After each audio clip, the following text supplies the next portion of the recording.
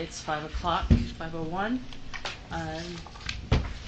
We would like to entertain a motion to go into a closed executive session for the purpose of discussing character, professional competence, physical or mental health of an individual.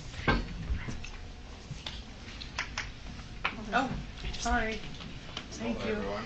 I'm sorry, I had to go back. Sorry, I'm early. Thank you, Mohammed. We're just getting started and ready to entertain a motion to go into a closed executive session. I move that we go into a closed executive session to discuss character, professional competence, or physical or mental health of an individual and their deployment of security personnel, devices, or systems. On this day, October 5th, 2021 at 5:02 p.m. Second. Okay, so motion by Nate and seconded by Catherine to enter a closed executive session. Let's go ahead and vote. We'll start with you, Bryce. Bryce Williams, yes. Jenny Sika, yes. Catherine Kennedy, yes. Nate Salazar, yes. Yes. Melissa Ford, yes. Christy Sweat, yes, sorry. Okay, we'll go ahead and close this meeting and enter a closed executive session. Want me to get the door? Yes, thank you for getting the door. Thank you, Sam, for stopping the live feed. All right.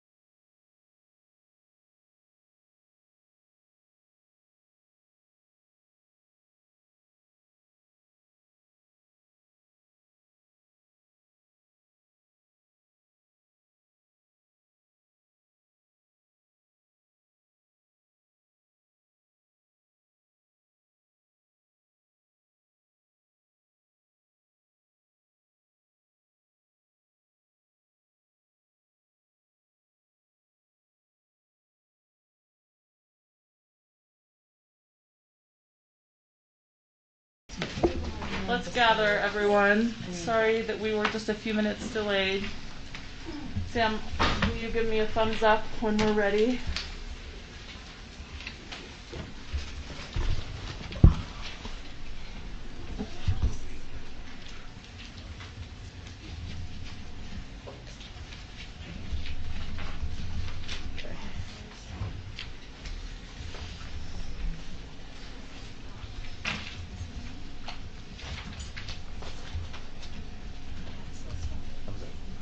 Okay, thank you, Sam. We are now live. I'd like to welcome everybody to this business meeting of the Salt Lake City School District Board of Education. It's Tuesday, October 5th, 2021. We're just a few minutes behind schedule. It's at 6:32. We'd like to welcome everybody who's here. Board members, welcome and thank you for being here. Superintendent Gadsden, Business Administrator Kersley. We'd also like to welcome members of the Superintendent's Cabinet who are with us tonight. Thank you for joining us. I'd also like to recognize our associations and their representatives who are here From SLEA, we have James Tobler, who's president, and here representing SLEA, we have Mike Harmon. Thank you for being here, Mike. And Amanda Sutton. Thank you, Amanda, for being here. Representing SLASA, we have Brian Conley. SLASA president is Dallin Miller. From SLEOPA, the president is Steve Russo. Cindy Mills is a representative from SLEOPA to the board, and she is watching this meeting via the YouTube live stream. Welcome, Cindy. Thank you for being here. Representing Child Nutrition, we have President B. Alonzo. Buildings and Grounds, President Che Olson. And from Transportation, President Cindy Davis.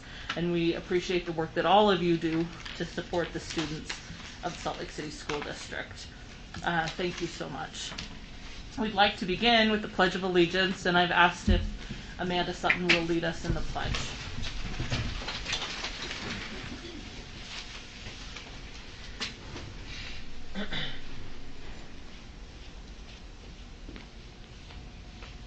I pledge allegiance to the flag of the United States of America and to the republic for which it stands, one nation, under God, indivisible, with liberty and justice for all.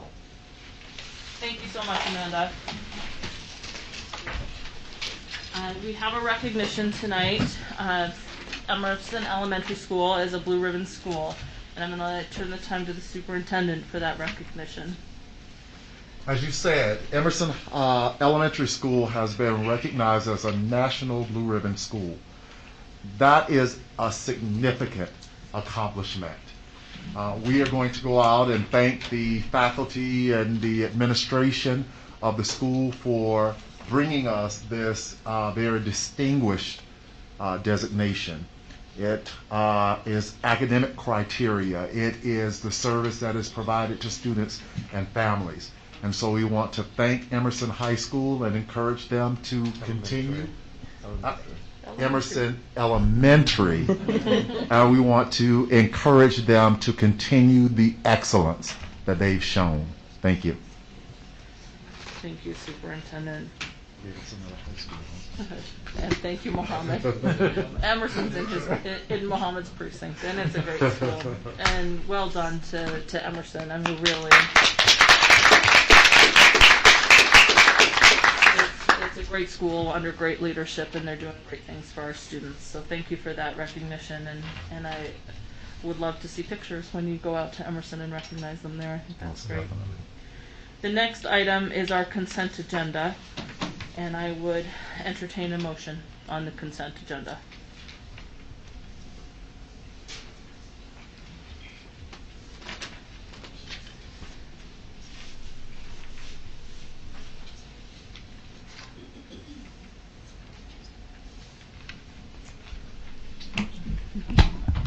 I'll do it. Thanks, Christy. I move that we approve the consent agenda, which consists of the purchasing and accounting reports, the purchasing report in Excel format, the budget report August 2020, payment voucher report, school financial reports from June 2021 to final, and also August 2021, the HR report, request for the LEA licenses, minutes from the board meeting September 7, 2021, minutes up for the board meeting September 21, 2021, recommendations for case number 22-012, board policies C6, G4, G19, I2, P1, P12, and then also the recommendations for case number 22-013. I'll second the motion. All right, we have, thank you, Christy and Nate, a motion made by Christy and a second by Nate on the consent agenda. Is there discussion to the consent agenda? Christy? So is it correct on the consent agenda that the location for Dr. Johnson White is school leadership and performance? That is incorrect. Dr. Johnson White is in the office of the superintendent. Okay. That is where she had been placed, but it was the incorrect placement, so it's actually correct there. at So the it's- time for where she was placed, but she's actually assigned to the office of the superintendent. So that needs to be amended then, President Ford, or not? Because what it says on the consent agenda right now is that she's under school leadership and performance. Correct. So that needs to be amended. So it was a correction, and what's there is correct because that's where the organization had her placed at the time. So the We date was... corrected that, and she's now assigned to the office of the superintendent. So will it come back on that? Yeah, I think that either it would have to come back, so it's the correct location, or it would be a need to be amended tonight. Right. So what would you prefer? That we amend it tonight, or that we bring Amend it it. back? Okay, so let's amend it tonight To the to superintendent's the office? superintendent's office. Okay. That That's the then motion. reflects it. Okay. So Okay. we would need to amend Right. that part. And of the so my motion. question then for the parliamentarian, Ms. Kindle, is that do we need to take the human resources off of the agenda, or can we amend as on the consent and leave it there? I think you can amend it on the consent agenda. Okay. So so amended then, that it would be the superintendent's office. And then I also noticed that there's a new administrative assistant that's been hired for organizational and strategic leadership. This is a position that the board was not aware of, and I don't believe that it was posted. So for me, I wouldn't be able to support the HR report because of that. Well, the motion is for the consent agenda, so parliamentarian, maybe you could help me with this if we're, I guess we just need to discuss the full motion. And I'm not sure how it would work to vote. I Would you move, vote in favor, but not of, okay, anyway. I move that we accept the consent agenda with the exception of the Human Resource Services Board report. Okay, that's the Substitute. substitute motion. Okay, do I have a second that we remove, a second to the motion that we adopt the consent agenda with the exception of the HR report? I'll second that. Okay. So, any discussion to accepting the consent agenda without the HR report? So with the consent agenda, would it be not on the meeting tonight? It would have to come back, or are we asking to have it put on the action agenda? So I think we can address the HR report next. On So the, if we vote in support, if there's a vote in support of the amended motion, which is that we accept all of the consent agenda except the HR report, then the Right. consent agenda right, would so the be consent adopted. agenda would be as is. In the past, what we've done is if we've taken something off the consent agenda, it goes on to action or to discussion, so that it can be moved on that night, and the same night. That's not what I mean, I know that that's what we've Right, done. so but I'm it hasn't a little been asked to be confused. moved to action. I Okay. think it's still consent, so Okay. we can approve consent. Okay, good. And then we can address the HR report. And if Okay. we want to move it to action and so we can discuss it, great. Or if we want to Okay. do something with it, it'll still be on consent though. We Okay. just won't be approving it in this motion. So Okay. if you're going to vote in favor of this amended motion, it's for everything else on the consent agenda to be approved except for the HR report, Right. which will remain unapproved but on the consent Okay, agenda. perfect. Is that a fair analysis? Okay. Okay. So is there any discussion to the amended motion? Thank you, Catherine. The motion by Catherine and seconded by Bryce is that we adopt the consent agenda with the exception of the HR report. There's no other discussion to that motion. Let's go ahead and vote, and we'll start with you, Bryce. Bryce Williams, yes. Jenny Sika, yes. Catherine Kennedy, yes. Nate Salazar, yes. Mohammed, yes. Melissa Ford, yes. Christy Sweat, yes. Sorry. So we have now approved by motion the consent agenda consisting of everything on the consent agenda with the exception of the HR report. Now, we need to make it The amended, so I move that Back we to the main amend motion. the Human Resource Services Board report on line number 2, that school leadership and performance be struck and the office of the superintendent be put there. Second. I was thinking a different word. So we have a motion to amend the HR report to show the correct location for the associate superintendent position from school leadership and performance to the superintendent's office. Motioned by Christie and seconded by Nate. Any discussion to that?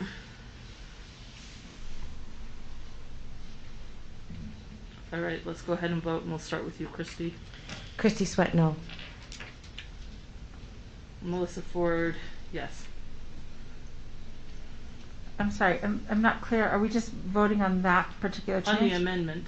Oh, on the amendment. I thought you the were voting on amendment. the whole thing. Amendment, yes. The amendment. Okay. Christy Sweat, yes. Okay. Melissa Ford, yes. Mohammed, yes. Nate, yes. Captain Kennedy, yes. It's my turn? Oh, Jenny Seeker, yes. Bryce Williams, yes. Okay. So now the HR report has been amended. And I think now there needs to be I would entertain a motion on what to do with the HR report. We could move it to discussion. We could approve it.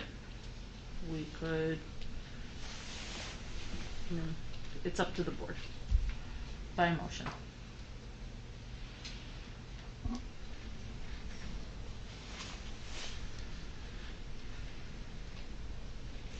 On your plate. Yeah, personally, We want to table it? do you have something?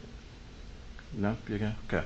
So, Christy, so you did not want to move forward with or approve the HR report because of the admin assistant that we were not aware of because it's new money. Is that correct? That's correct, but that would be me, Yes. my own personal vote. Of course. The rest of it, the agenda, the Human Resources, board report could easily be moved and then we Right. just vote on it and Mhm. as we do anything else. And then Okay. each individual, If we want to discuss it, let's move it to discussion.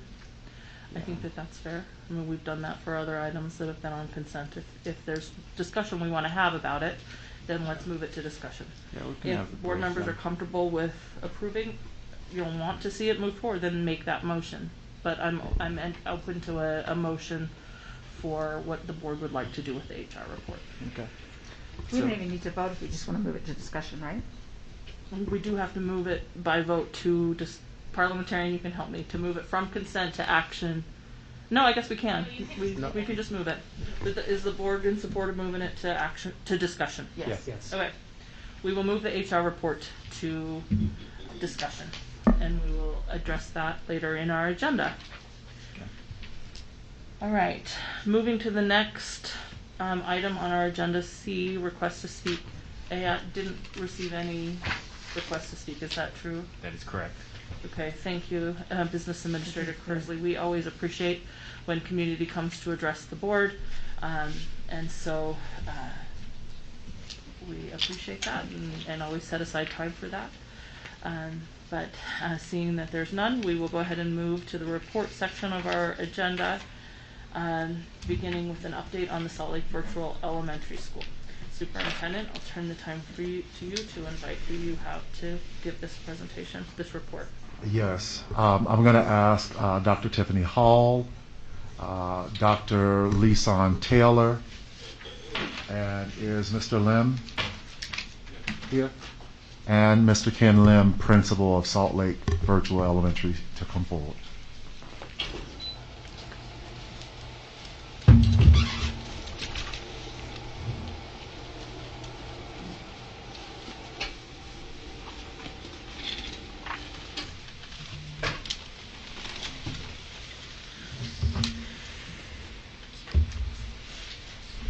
Good evening. How's everyone doing? Well, how are you?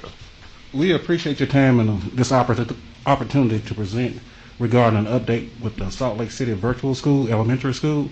And you'll see some information might be slightly different that we've updated for today. Right, Dr. Hall? A few words, yes. Just a few words here and there. And we welcome any question that you might have.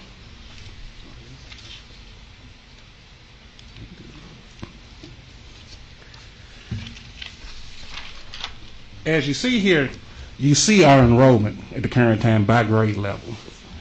When you look at our kindergarten numbers, we have 2 teachers there. When you look at our first grade, we have 1 teacher present, and we're interviewing for another teacher. Second grade, we have 2 teachers. Third grade, we have 1 teacher interviewing for another. Fourth grade, 1 teacher interviewing. Fifth grade, same thing. Sixth grade, same thing. Due to the fact of the time of the year, we know teachers are in high demand just like any other time, but more so now, because most teachers have been placed, most teachers are secure in their employment, and we've had some junctures where we even interviewed individuals, extended a job offer to that individual, especially in the area of special education, and then had that person turn it down. So as soon as we get people on board, we will place them, and we've got support, coaches in place to support our teachers during this process right now.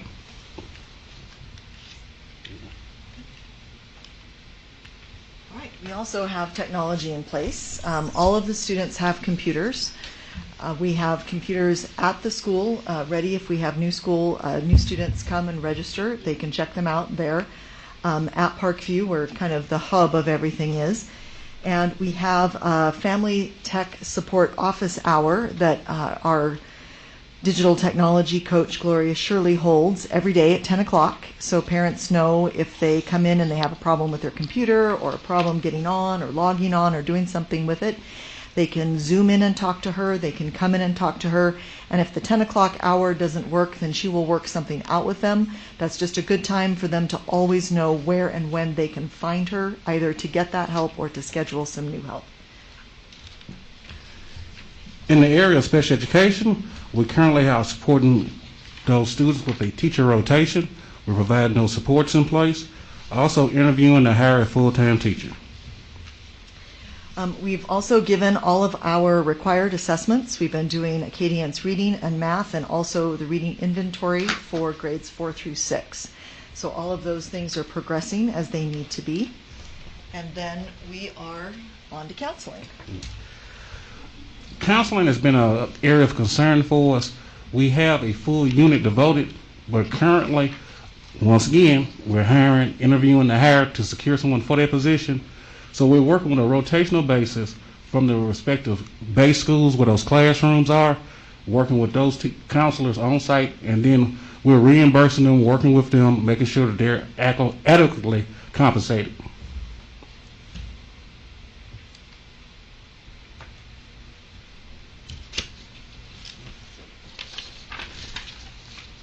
Specials, even though this was a virtual school, we wanted to make sure that we offered as many support programs as possible.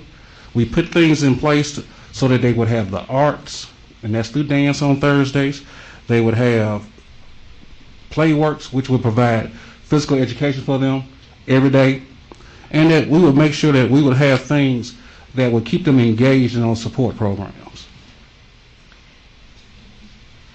And we are working on providing teacher support. So I've retasked a digital learning coach who has been working with special ed and the virtual school.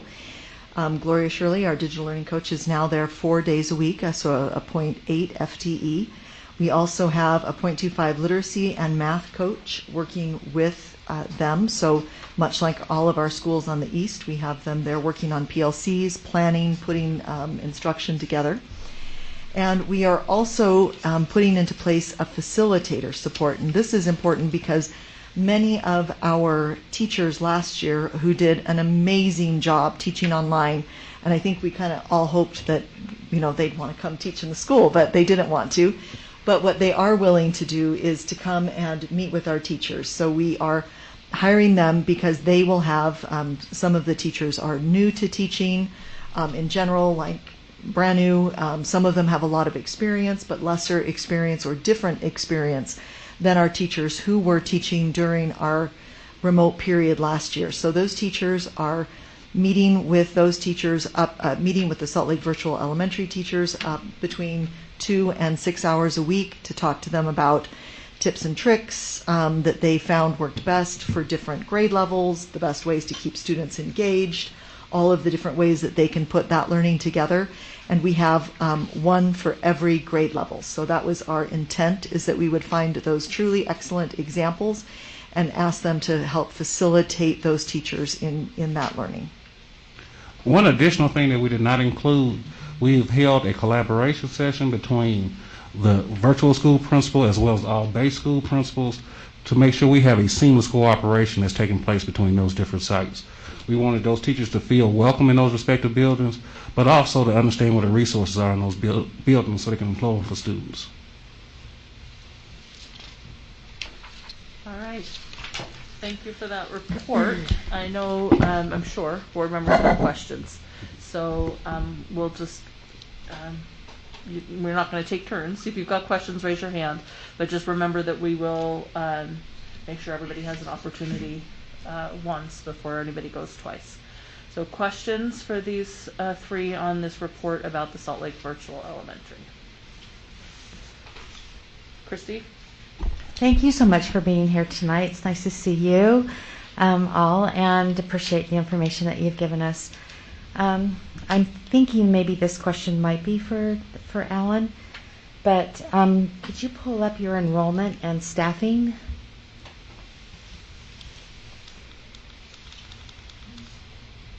So when we look at this, I'm wondering, Alan, how is this comparable to our other elementaries with our staffing? Because with the staffing, it's usually K through 3 is 1 to 25, and then 4 through 12 is 1 to 28, but that's not really reflected in this staffing numbers. Can you talk a little bit about how we came to hiring staffing this way? Yeah, so remember that the virtual school is being funded 100% by ESSER funds at this point. So it's really, we want this school to be successful. We want the teachers to be successful and the students to have the best educational experience possible. So we've taken information from the teachers and Tiffany and Ken as to what they need to be able to have that success. Now, if we get to a point where ESSER funds are gone and we choose to keep the virtual school, then we'll have to develop an allocation if that's the exact same allocation as other schools, or if virtual school merits a different type of allocation. We'll have those discussions if we get to that point. So I appreciate that answer. I think that, when we decide that we want to change the ratio for the virtual school, that would have been a great conversation to have, with this, even though it's with, what is that? Are you our timer? No. Oh, sorry. I wasn't sure if I was supposed to be watching. Respond, but go ahead and finish your comment, and then we can that I'm fine with us looking at, because I think that the comment has been that it's harder with our teaching the virtual platform, but when we change a ratio, then that probably should have been something that we talked a little bit about, because I have had questions about that. So thank you, Alan. I appreciate that. So along those lines, then, if we have kids, once the vaccine has been approved, for 5 and older, if we have a drop in enrollment, will we just leave the staffing as is for the remainder of the year if we have kids go back to their home schools? Yeah, the ultimate question for HR, but the intention would not be, we would not fire teachers for the year. And then we would reallocate and reevaluate at the end of the year for the next year. So we would just leave them as is in their classrooms for the rest of that year. In case the enrollment goes down, they would just stay in that classroom. Correct. If they choose to, not go back to their home school. Correct. Okay, thank Christy, you. can I have the superintendent also wants to respond to your question? So I just want to say the ratio of teacher to student did not change. I want to remind the board that we had all of our classes capped at the appropriate ratios.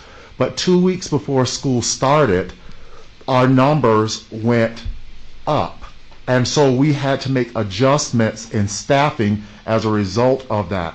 I will also say that at the virtual elementary school, our numbers have fluctuated somewhat because we had higher numbers at different points in time than what's there. What I think is some of our families have felt comfortable going back to their home schools, but the ratio did not change. It's the fluctuation in numbers and trying to make sure that we're accommodating staff. So- And as far as teachers remaining in their classrooms, as long as we have students in there, yes. But if a teacher does not have students, we will not rebalance the classrooms. We will not fire teachers, but we have struggling schools and others who can use interventionists, collaborative teachers, and others. We will find an appropriate use for that staff to benefit students. So I appreciate what you're saying, Superintendent, but it, you know, and you're right, that's how we started out the year. But now as we look at this, the ratio does change, you know, because the classes will be smaller. For me personally, you know, if it's a decision that we've all made and that's the recommendation that you're making, then that's great. I just need to be informed, you know, that the ratio changed, because it will, you know, change with 2 teachers with smaller classrooms. So thank you for that clarification. So with 3 different schools, is that right? Oh, sorry. Washington, Parkview, Riley, possibly Newman, right? The way that it was explained is that the teachers are in those schools. Is that correct, Dr. Hall? And then how do you work that, Mr. Lim, between, you know, the day-to-day operation with your teachers? Right. So one of the advantages of online school, virtual school, is that you can observe through Zoom, right? And so I'm able to observe any classroom of any of our grade levels from any place in the district. So I've been able to do so from this building. I've been able to do so from Parkview, where I have an office. And I've visited each of the schools and been able to be there with the teachers as well. So we are trying to set the teachers together in grade levels, so that as we hire new teachers, kindergarten teacher will be the kindergarten teacher, and the 5th grade teacher will be the 5th grade teacher, so that they will have the opportunity to collaborate and to work with their professional learning community. That's so great. Thank you. It sounds like they're being supported really well, and of course, if they're not, then you would know what that is. So thank you for that. Do you have time for one more question? So, Dr. Taylor, you mentioned this. Maybe if you go to the slide that talks about what the day looks like, each specials. Right. So I appreciate you saying that it, you know, although it's virtual, you're offering some in person. So are the Playworks PE, are they in person or are they virtual? Those are virtual. So those are virtual. So really Wednesday is the only day that is an in person if they choose. Is that correct? That's correct. Wednesday will be the day they will be offering small group activities as well as engaging activities that will be person to person.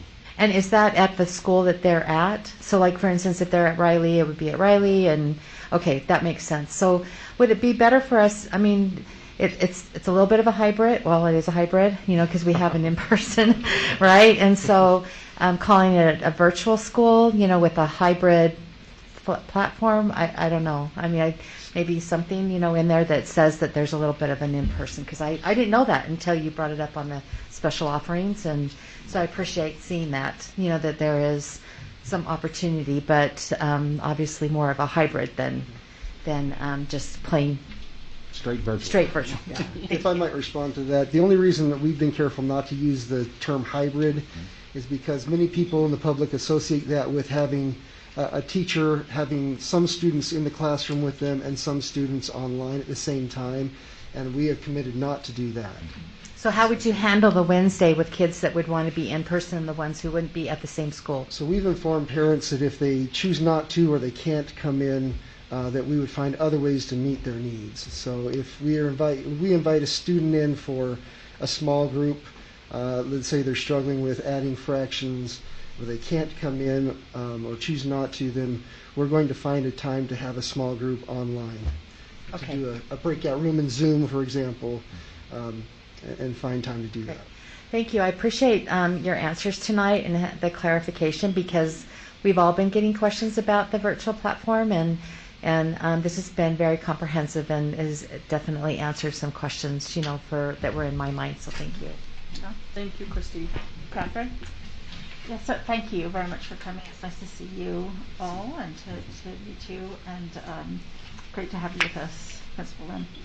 I just have a couple questions. Really happy to have this option for our students. I think it's great. One thing that I've wondered is the elementary schools that we're at have lower enrollment, and so I'm wondering why we aren't using their counselors. I mean, we're reimbursing their counselors, but really compared to some of the other schools in our district, their numbers are low anyway. So why are we not just having those counselors, using the librarians, using the from those schools? I mean, even if we had to do some payment option where we charge one to one school and one to virtual academy, it seems like we could do that, but we don't have full. We've got enrollments that are small at these schools. So why are we not using the services that we have at these schools to supplement our virtual academy or virtual elementary? Well, we actually are using those services. When you look at the compensation, it takes place if they're going above and beyond their regular workday. And in some cases, one school in particular, we have a counselor that's out on extended leave that's in that base area.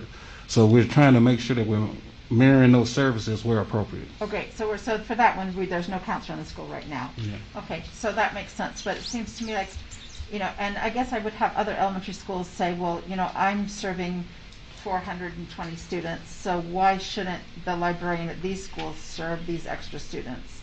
I mean, maybe we do bill it separately in our business office, but it seems like it would make sense for us to use those services and to have adequate services. And I've heard that some of the professionals at the school are very willing to do this. So I'm just wondering why we're not doing it that way. Well, and we are in many, and as Dr. Taylor said, in many of those circumstances. Some of the things that are difficult, though, within the school day is if the counselors have scheduled class presentations, or they're doing a special every day with the students scheduled in their school, then when they add in another 2 classrooms or 4 classrooms, that really impacts what they're doing during the day, and that's why we're compensating them, because they'll be work outside of the day. And of course, and I would want to compensate them anyway.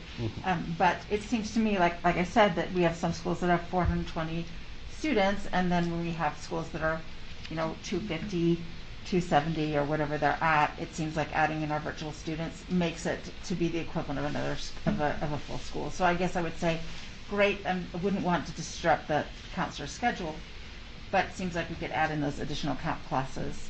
And we should, because we want those students to get those services. And have most of these services started? Has the counseling started? Has the coaching started? Has Playworks started at the school? Playworks hasn't started. Counseling has started. Coaching is getting started. The digital coaching has been there. Coaches, the academic math, the literacy and math coaches are there with planning. Facilitators are being hired and beginning that process. I will say that we have had conversations with counselors about whether or not it could be supported the full year in this way or not. And in some schools where the demand on counselors is very high, it really is not possible. So that has been, as we've started the year out, doing it with the host schools supporting the virtual elementary, then it has been, in looking at workload, that is why we made the decision to attempt to hire a counselor. Great. But also, if you look, and we are utilizing those services as much as possible, but what is happening is, because the virtual elementary is a separate school, and we have a schedule for that school, asking the teacher in many instances to do virtual and in person at the same time is extremely difficult for those teachers to do.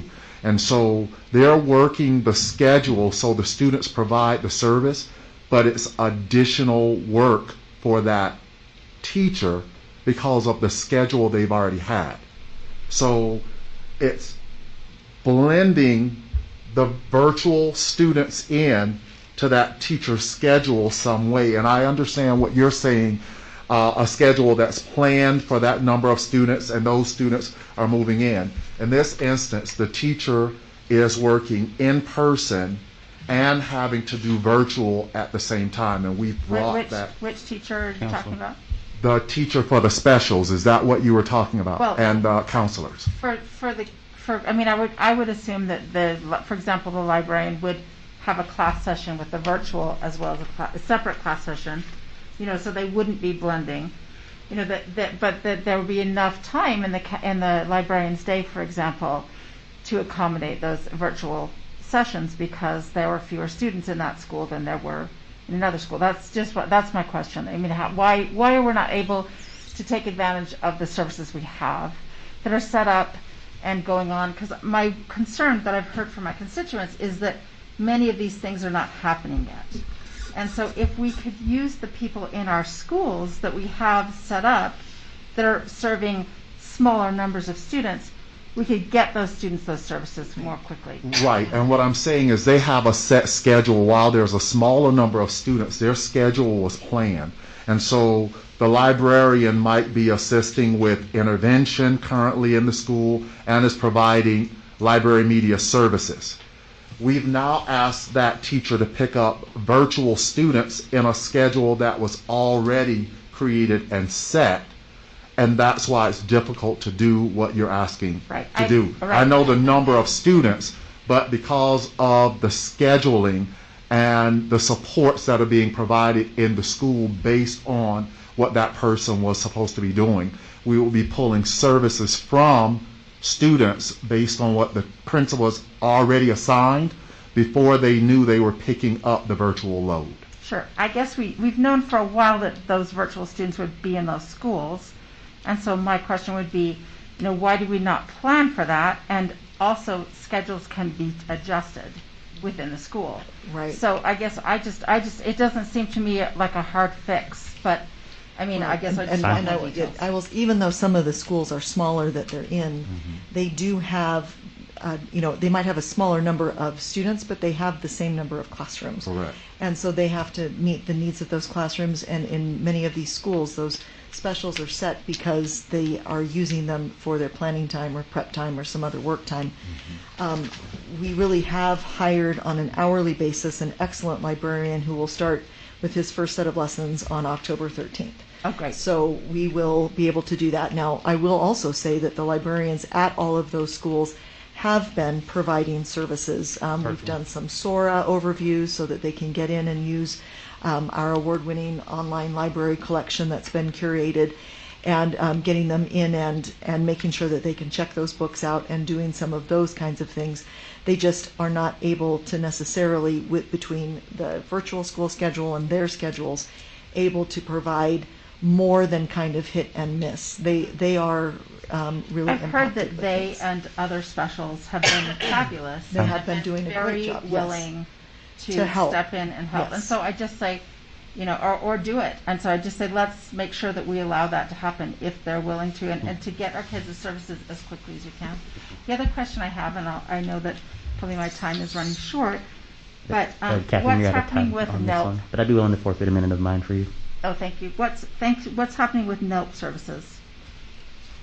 So much as we did last year, we will be providing NELP services virtually. So we have one of our current NELP teachers who enjoyed doing the online support last year, and she is starting the first week of October, this week or next week, next week, to provide online services for all of our students who are either in NELP or would have qualified for magnet services had they been in magnet. And they'll be having those regular lessons just like all the other kids? Yes.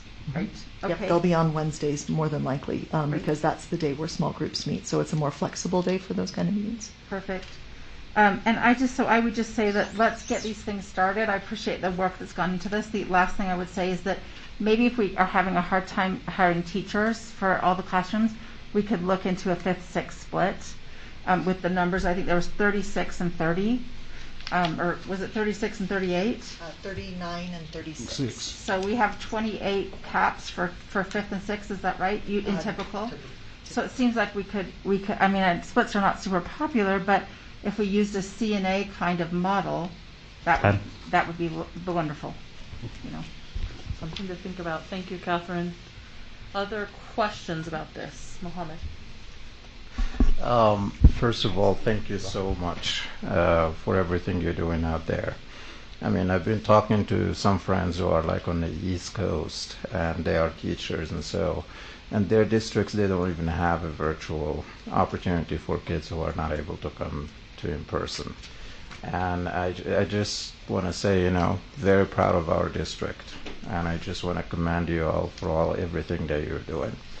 And also, just as I was listening to the conversations, I really appreciate always, not forgetting human element in the part by not burning out, teachers and available staff we have.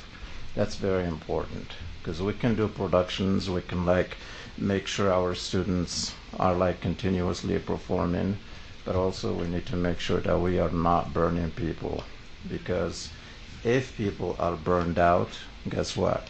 Students are not going to be receiving the quality education that we have promised them and promised their families. So I appreciate you guys are taking care of those teachers who are going above and beyond in making sure that the work is done. So thank you for doing that. Yeah. Thank you, Mohammed. Other questions for this group?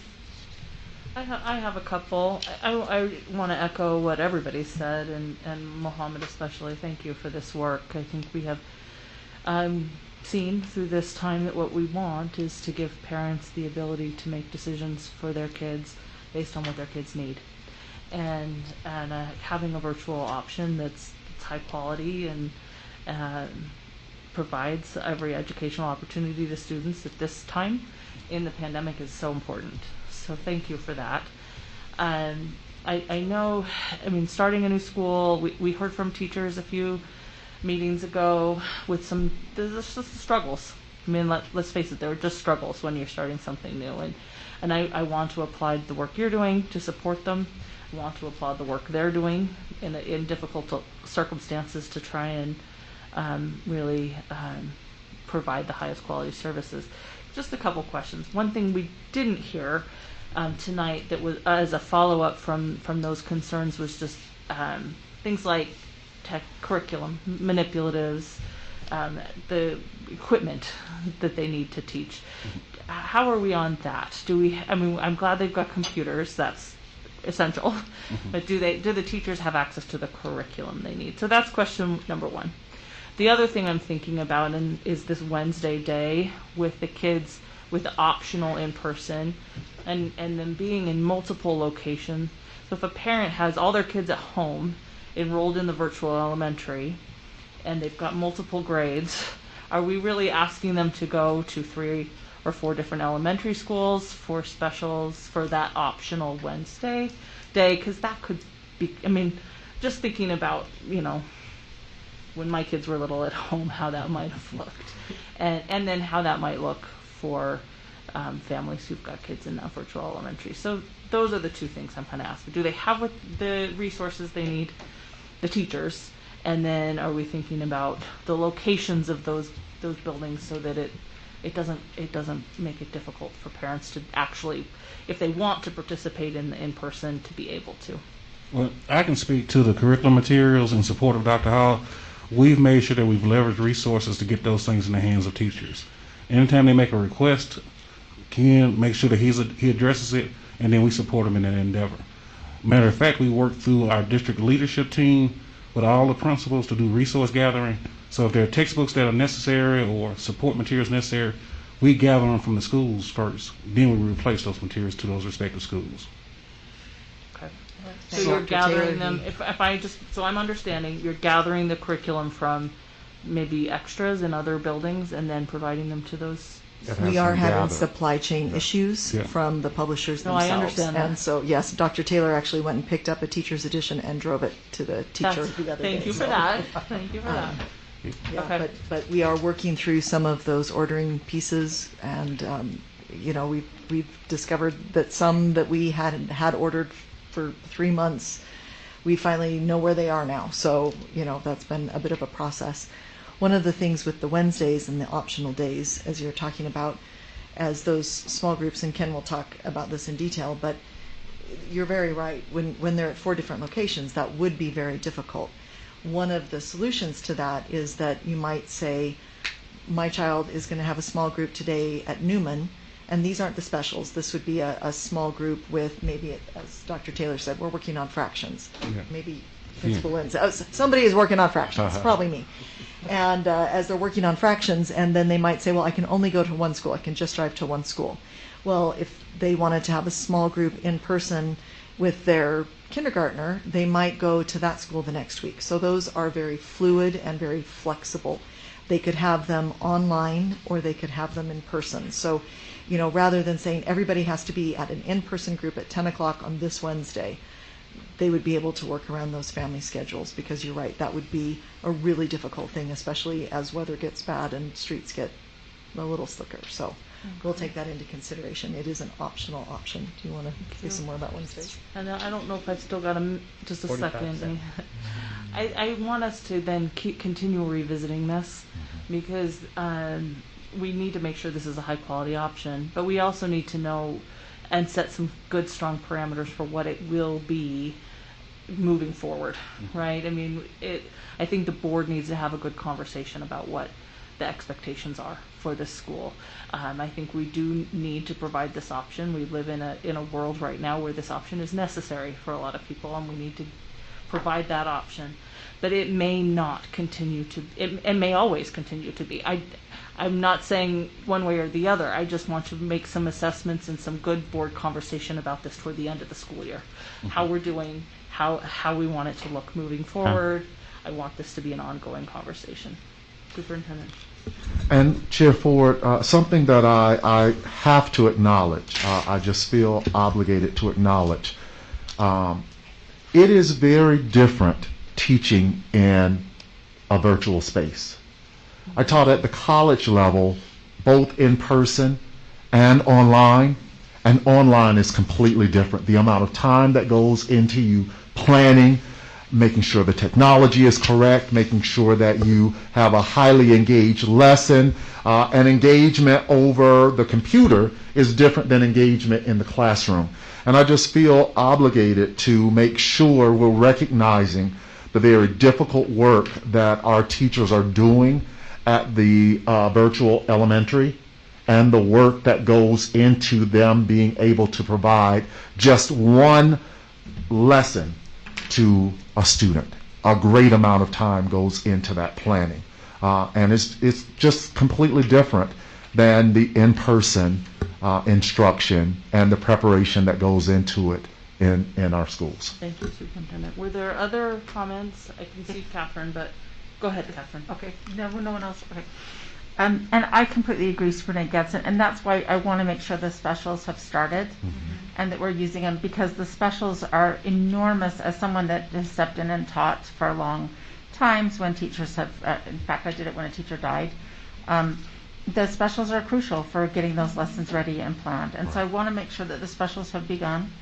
Also, I really like your idea, President Ford, and I think we should continue to revisit this. I'd love to see this school unified in one building if we can find the space in a building, because it seems to me that that would make it better for the faculty and for the principal.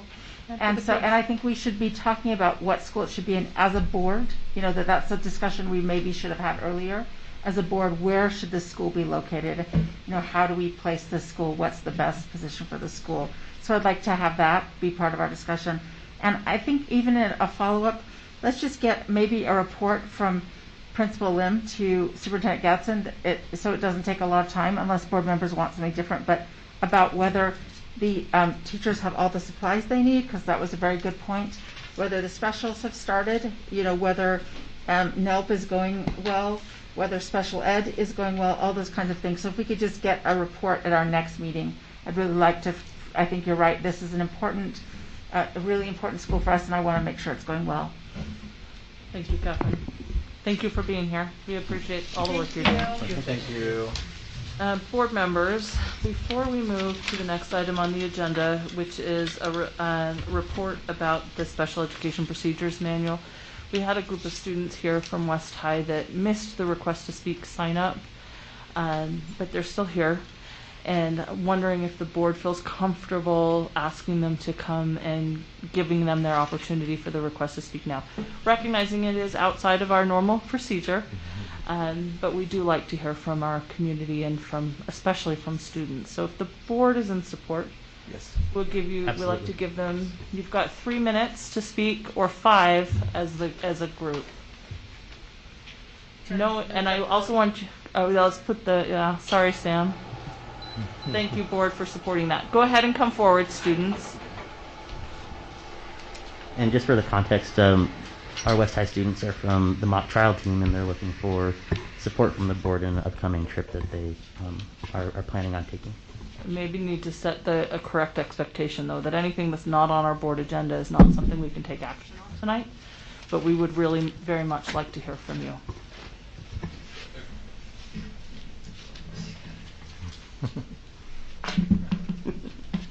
Okay, so we're the West Side students from and we're here to represent mock trial.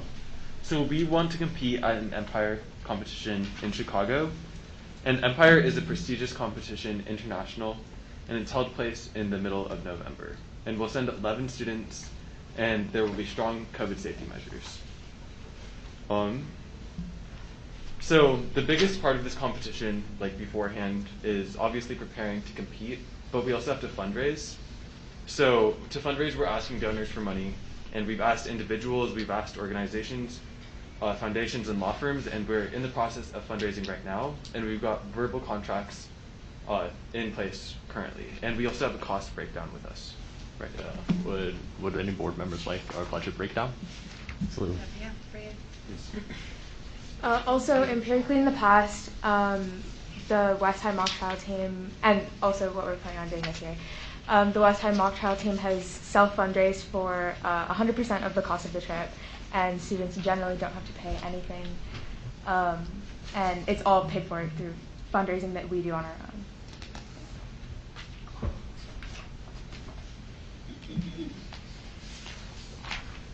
Okay, so once everyone has the agenda, cost breakdown. So why this competition is worth the cost? First is connections. So it's an international and highly prestigious competition that you have to apply to get into, and because of this, you make very, very good and strong connections through this competition. The second part is that it's an amazing experience for all the students who compete. So international mock trial is much different from Utah mock trial for a few different reasons. First, the competition is much stronger. Second, there's much more qualified judges. And third is that the case is much more intricate, and they give us a case that we work with to compete. Additionally, Empire mock trial is an amazing experience because it's much different from online mock trial.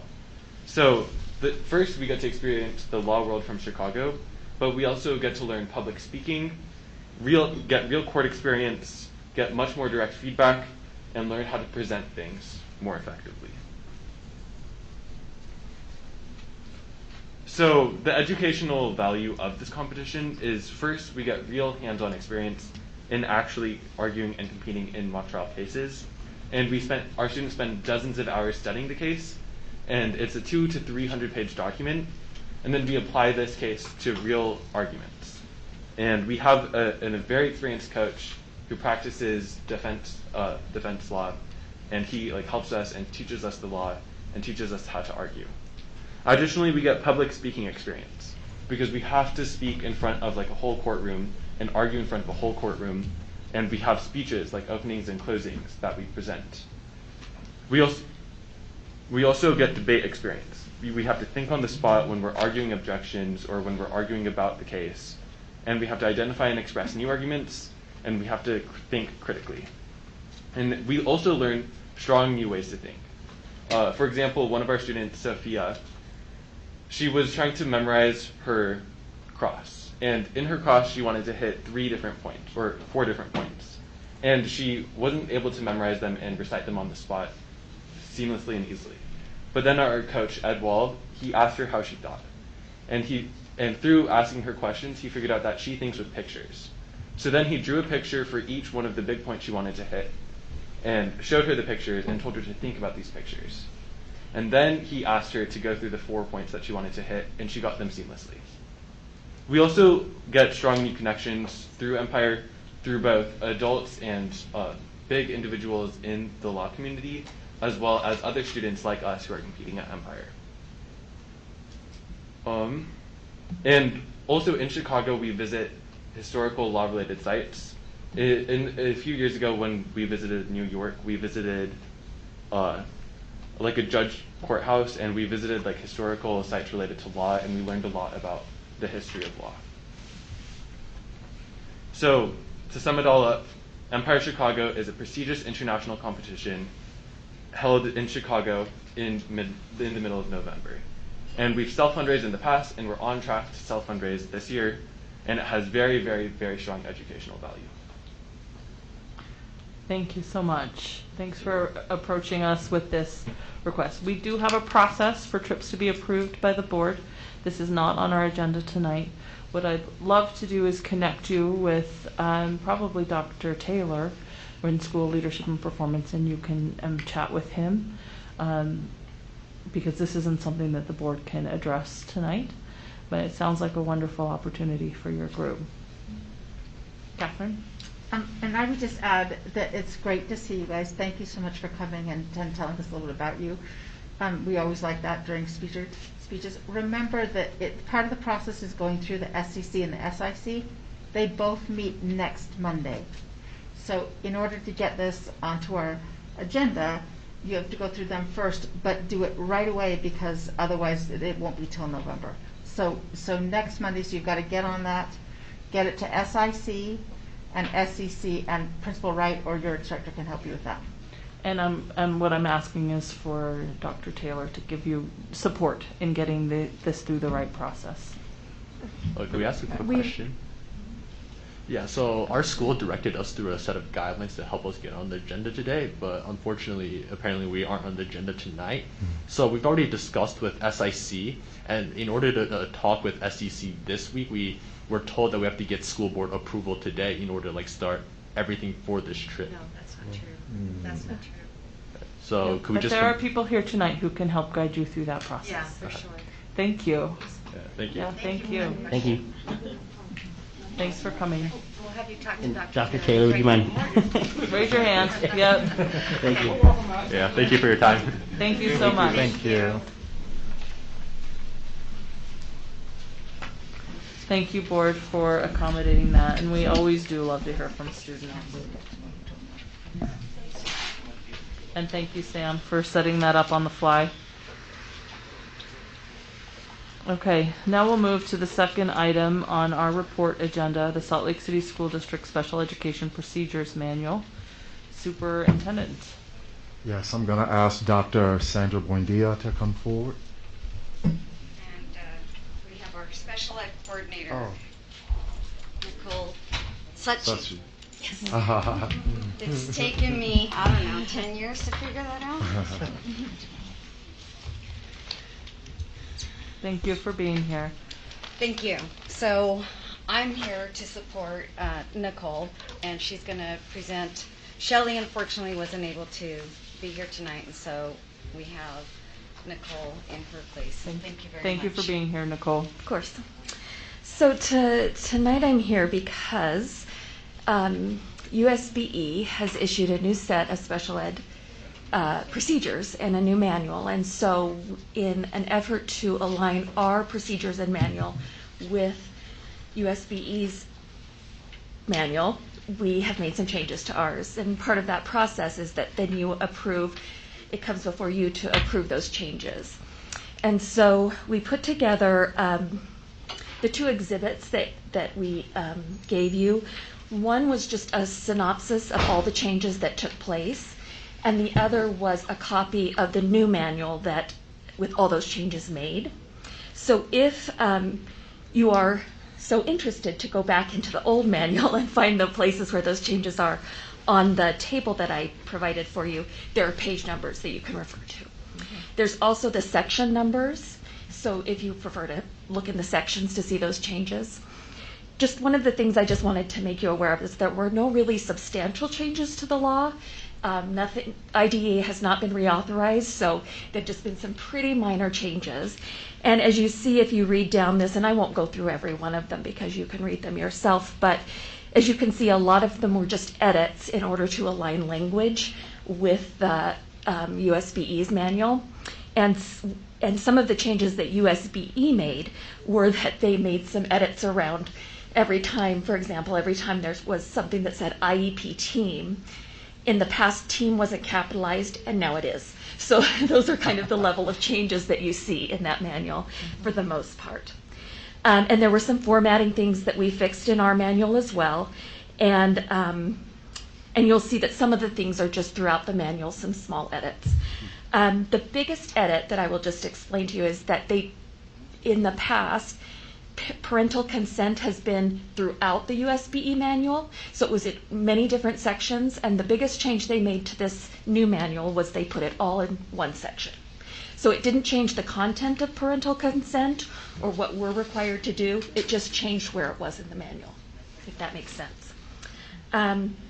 Like I said, there were no really substantial changes to the law at all. They changed some wording around hearing impairment to hearing loss, I think it is.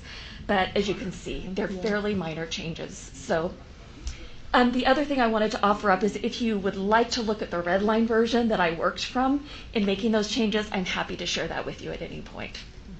It's a little tedious, just so you know, but you are welcome to go through that if you would like. Well, thank you. Thank you for course. being here. I know board members will have questions.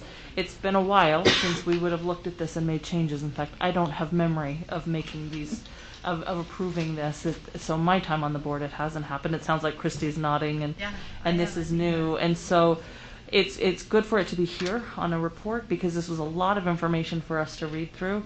And from my perspective, it was really great to kind of refresh and read through that.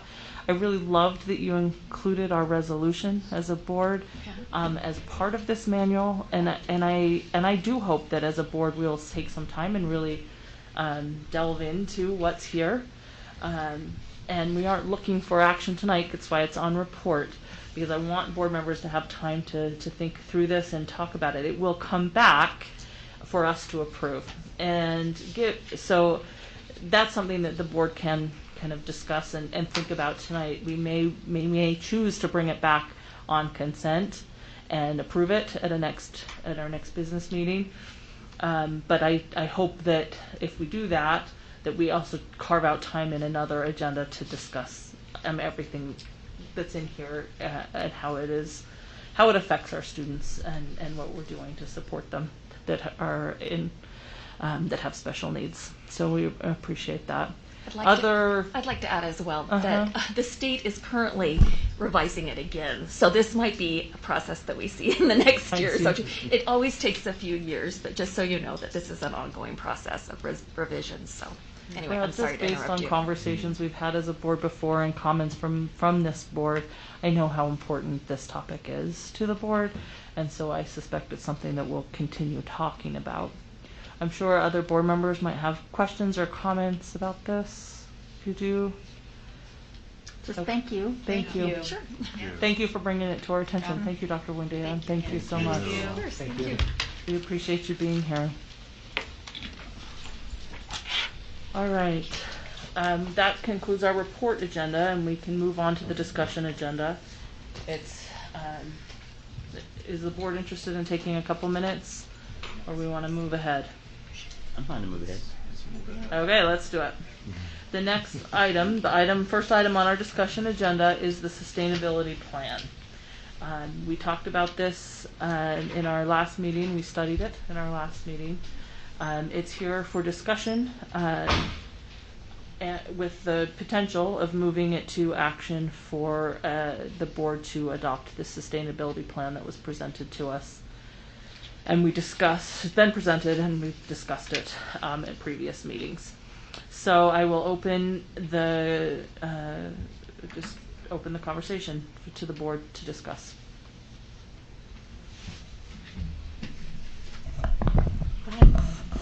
Including a motion to move it to action, if anybody would like to. Christy. So what a comprehensive report. I mean, it's really great. There was one section, I'm sorry I don't have it in front of me, but it talks about our schools, and there was a mistake, Dr. Gadsden, where it says, where are we now? And it says 6 middle schools and 3 high schools, and it should be 5 middle schools and 5 high schools. Thanks, Christy. And then, let's see, the company the group that we worked with, Brendel, can you tell us a little bit about Brendel and how we came to work with them? I can answer that, and Paul can. So, Paul, if you could come to the table as well. yeah, so we did do an RFP process, and that was the vendor that was selected through the RFP process, and then we entered a contract with them. Yeah, they're very highly reputable. They come highly recommended throughout the community. They're out of Denver, out of Colorado, and they participated in more than half of our committee meetings as well. And they've been just a great resource. They came out for one on-site visit as well in August. Outside of the report that they've given you, was there any other highlights or maybe challenges or things that they identified that we weren't aware of? Actually, they were very complimentary. They said they've never seen such a large group disengaged, and I've alluded to this, I think, every time I've been here about the high percentage of participation from the group, how organic it was, that it was driven by the communities, much reflective of the resolution, that the members of the community of the resolution outlined were there, participated. They were very, very impressed with the participation. That's great. So great feedback. And throughout the community and across the country, people are very excited about this. We're already getting national attention because we're leading out. I've had other districts already and representatives from this state legislature reach out to me about this project. So I think my last comment, thank you so much, Mr. Schulte, is that this is a huge report. It's a little overwhelming. I don't know if you feel overwhelmed, but I felt very overwhelmed when I was reading it. And maybe it would be great for you just to walk through like what you see happening this year or in the next 12 months. Am I good? Okay. I think you're absolutely correct that this is very overwhelming. It's a large document. Lots of things are covered here. But for me, the best way to process is to use the resolution that you wrote as your guideline. And so it's very reflective and it responds to the resolution. And so if you kind of keep that as your frame of reference, it helped me. So just to give you a little history, we'll come back to the sustainability, is remember, and I've outlined this a couple times, but I think it bears repeating, is that we divided up into 9 committees based on the 9 areas that the board outlined in the resolution. They met consistently, came up with action plans and recommendations, and that's makes the plan. So it's really easy to, I shouldn't easy, but it's more easy, because it is difficult to wrap your brain around this if you kind of reference the resolution and work backwards. Okay. And that way it's pretty easy to comprehend. Looking forward to the next year, what we believe is that we'll take these action plans and start to apply them immediately. The timeline that you have outlined in the resolution is, I cannot understate the aggressiveness of what you've asked us to do. We don't have time to wait a year or two to get going. We have got to get going like yesterday to make these goals. They're very achievable. The plan that we've put together, we can make some really significant impacts immediately, but we got to get going. And so that if you see my passion there a little bit, that's why please adopt it, because we don't have much, we got to get going on the time. And so we feel like we can implement these things right away. We've been working with Alan. We have the steps based on this plan to implement right away. Thank you so much. Thanks. Thank you. Christy, are you finished with your comments? Any other discussion about the sustainability resolution? I'm really proud of this work, and I'm really proud of the work you're doing, Paul, and it's going to take a lot of continued conversations. Alan, I know that there will be conversations about how we're funding this, so we just need to make sure that we get that information and have really good conversations about what we need to do to support this and what's feasible and how we can make that happen. I think it's a good process. I've appreciated the engagement that you've had, the clear goals set by the board, and then the process to get us here to this plan. It's daunting. I mean, I'm right there with you, Christy. But it's nice to see that it can be accomplished, and your optimism for it it's engaging. It's contagious, and I appreciate that. Any other discussion from this? Otherwise, I'd like to entertain a motion to move it to action. Catherine? Well, I would just comment that I also appreciate it that there's no reason to educate our kids if they don't have a future on this planet. And I appreciate the work that you're doing to make that future as livable as possible, and everyone has to do their work to make it so. So thank you so much for helping us do our work to make it happen. And so I would move that we put the sustainability plan on our action agenda. I second. There's a motion by Christy and seconded. Oh, motion by Catherine and seconded by Christy to move this to action. Any discussion about moving it to action? Okay, we'll go ahead and vote, starting with Bryce, Precinct 1. Bryce Williams, yes. Jenny Sika, yes. Captain Kennedy, yes. Nate Salazar, yes. Mohammed, yes. Melissa Ford, yes. Christy Sweat, yes. Okay. Thank you, Paul. Thank Thank you. We'll go ahead and follow our standard, now sort of procedure of going ahead and addressing things on the action agenda as we move them from discussion. So the sustainability plan is now on action. I'm willing to entertain a motion. I move that we accept the sustainability plan with great thanks and enthusiasm. I love that your motions always include great things. I love that. Okay, so motion by Catherine that we approve the sustainability plan with thanks and gratitude. Any second? I'll second. Bryce second. Any discussion to the motion? President Ford, along with all the thanks and gratitude to Paul and our district team and auxiliary services, all of our community members, I would just, we have to also thank the students that spearheaded this effort, and all the way from the resolution up until tonight when we're approving this plan. So I'm super excited that this plan not only meets our district goals and what we think is important, but that it aligns with the city's goals, that it aligns with the University of Utah relative to sustainability and carbon neutral futures for Salt Lake City. We probably experienced one of the worst years relative to pollution in Salt Lake Valley, at least in my short lifetime that I can remember. And I think anything that we can do as stewards of our city and of our unequal air in our community, I think it's a really, really positive thing for our district and for our community. So a huge thanks to our students that spearheaded this. I hear your support for the motion. Thank May you. I just also add on to what Please. Nate has said, is that, for years we've sat around this table and we've talked about clean air and sustainability, and it takes a group of students to come, and really get the ball rolling. And I'm so proud of our district and so proud of the people that have been involved in it. And Paul, thank you so much for your enthusiasm and including those kids in that conversation all along. So thank you. And I might add the ongoing engagement. They were critical to the committee, but they just didn't get the resolution off the ground. They've been a part of it. They've been a part of it, and I right? appreciate Yeah. that. They Yeah. want to continue to be involved. So.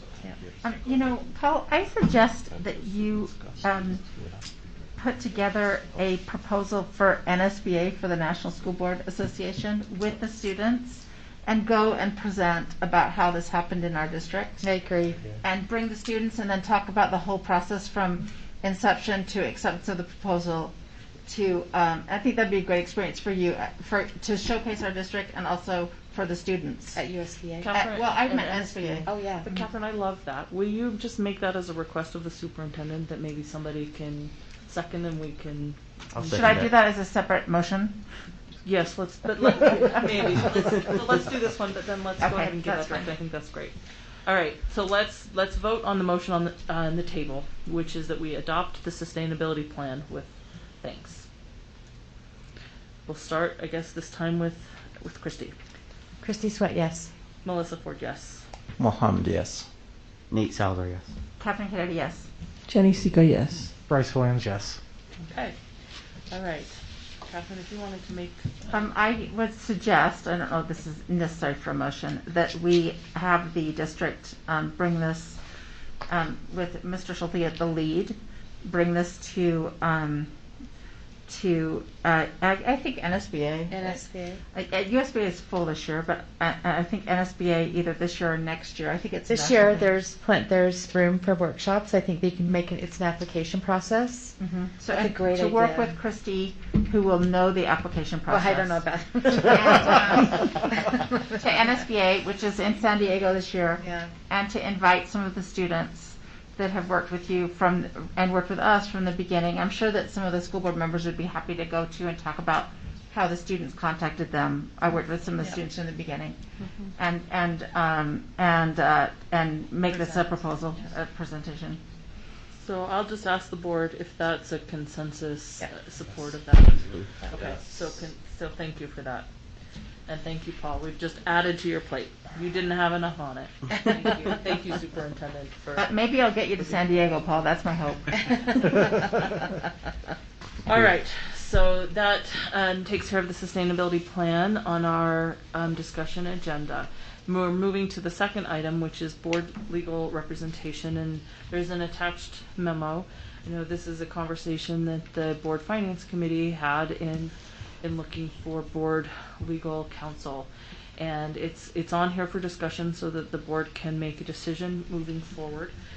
I will go ahead and just take a point of privilege as I read through this. I appreciate the work that the Finance Committee has done on this and where we're at. My personal recommendation would be that I support the process of doing an RFQS for qualified service providers. I just recommend that committee be comprised of board members, and that's I think we're looking for board counsel. It makes sense to me that board members be on that committee that gets that list of qualified service providers. But I'm open to board discussion on that, and would really like to thank the Board Finance Committee, Vice President Salazar, Board Member Bade, and Board Member Sika for the work that they've done up until this point. It's not an easy process, and it's very time consuming, and I appreciate the work that you've done on it. So open for board discussion, thoughts and comments. Mohammed? Yeah. First of all, thank you for, the business administration for always, working the schedule so we can meet together and make this happen. I appreciate that, and also thank you for always keeping us up to date in terms of how things are when it comes to the hiring of legal assistance that we need. So everything looks great in here except for the part, of course, that the legal counsel that we need is for the board, and it is appropriate, and actually it is just the right thing to do that we always have a board members involved in the process of the hiring. It is just it is something we should not be removing out of there, and we should not even think in the future of even putting removing the board from deciding on that. That is, that's just, it is the right thing to do. Thanks, Mohammed. Other comments or just on this discussion item?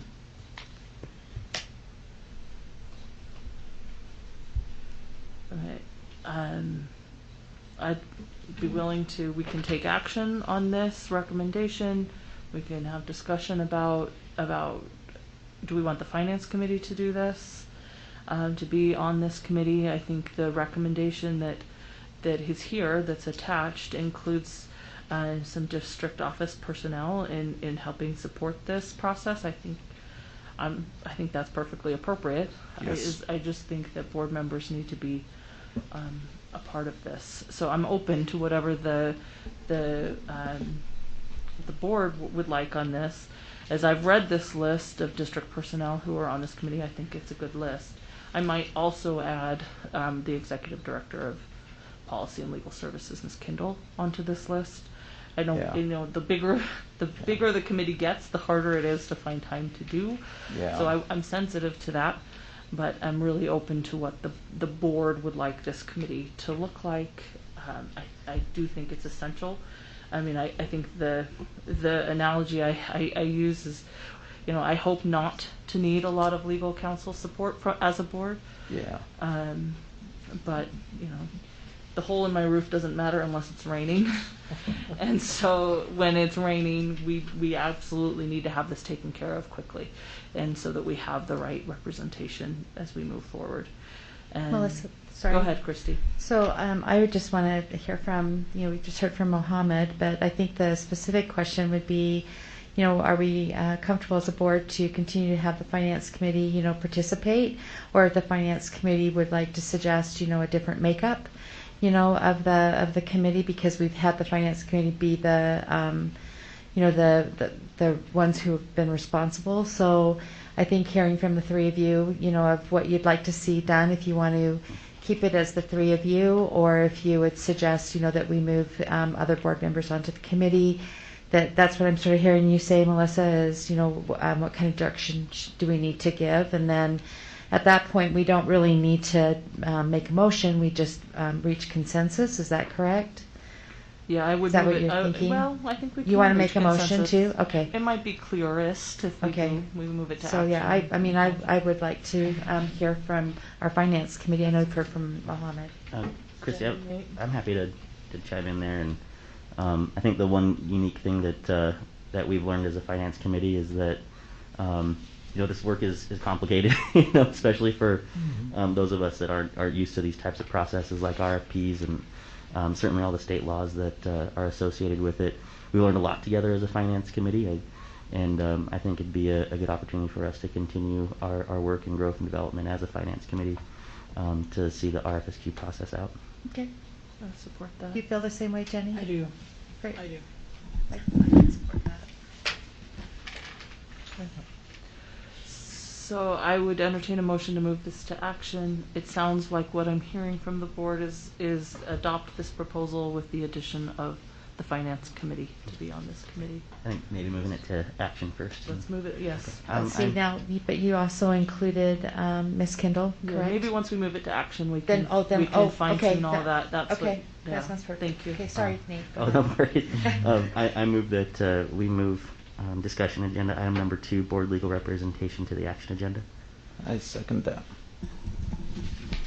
Okay, any discussion to moving it to action? All right, seeing none, this time we'll start with you, Catherine, for voting to move it to action. Catherine Kennedy, yes. Nate Salazar, yes. Mohammed, yes. Melissa Ford, yes. Christy Sweat, yes. Bryce Williams, yes. Jenny Sika, yes.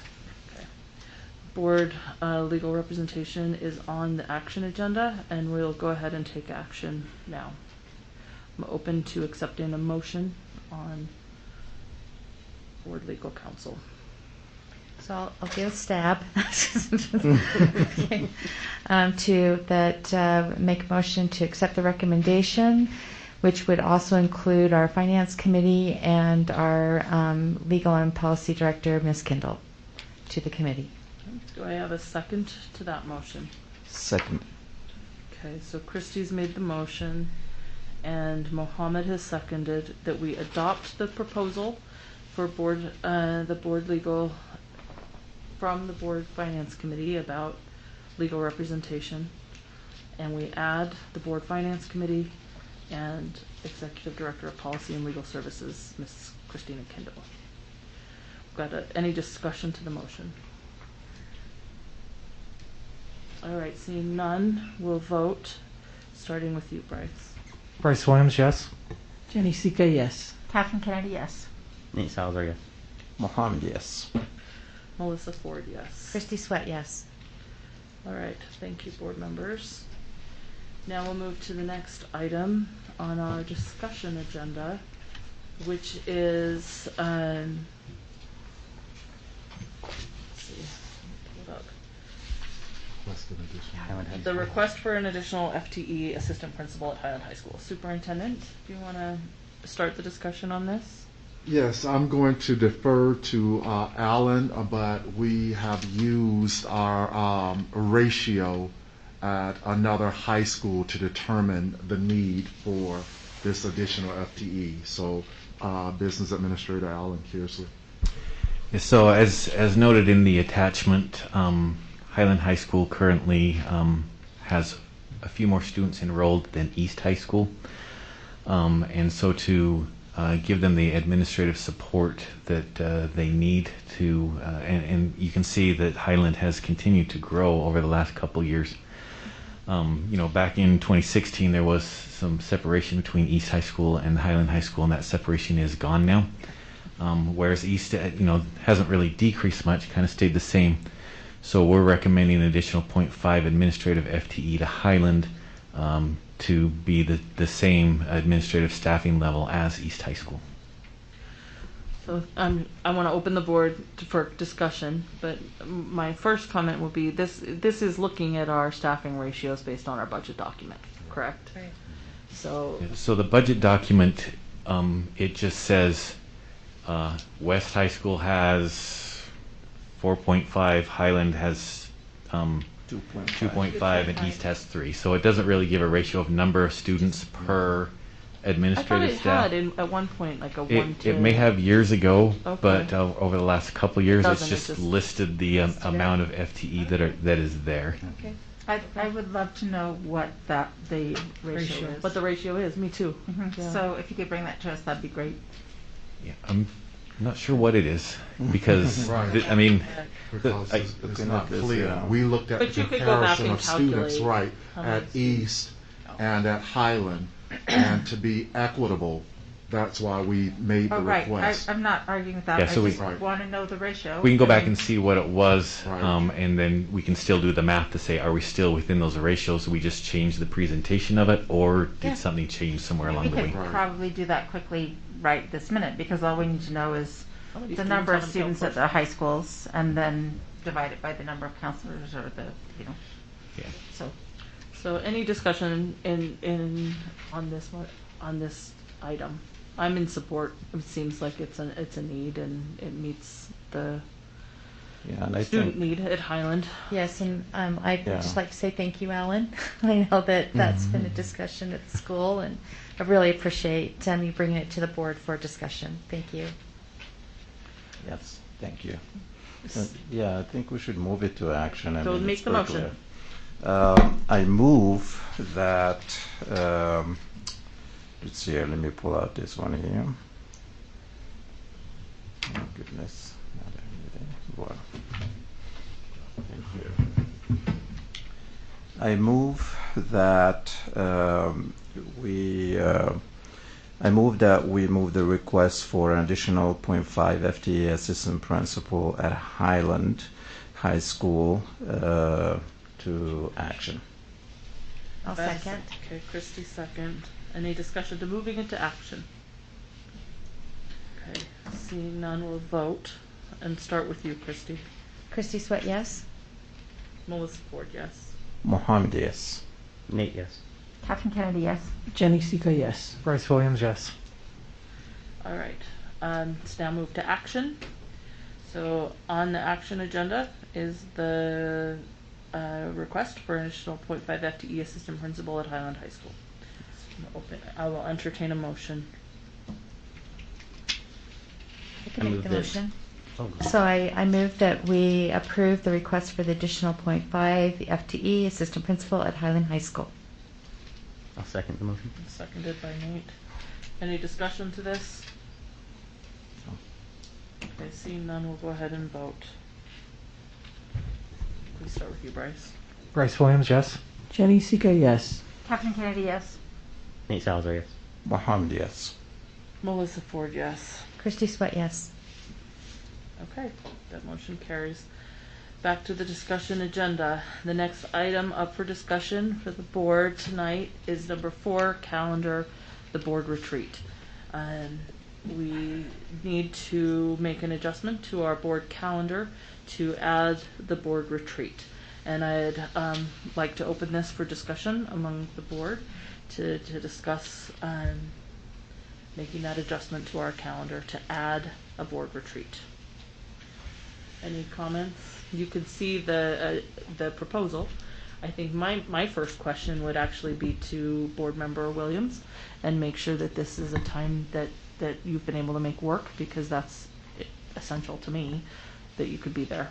Yes, it does work. Any other discussion? I'm ready. Ready to retreat. Ready to retreat. Let's make it fun. Okay, that's a Saturday, November 13th would be in addition to our calendar to add the retreat. Any other discussion? If there's not, I'd take a motion. President Ford, I move that we accept the adjustment to the board calendar for 2021 to include November 13th for a board retreat between 9 a.m. and 5 p.m. Okay, do I have a second to that? I'll second that. Okay. Any discussion about moving this to agenda, to action? Sorry. All right, we'll go ahead and vote. We'll start with you, Catherine. Catherine Kennedy, yes. Nate Salazar, yes. Mohammed, yes.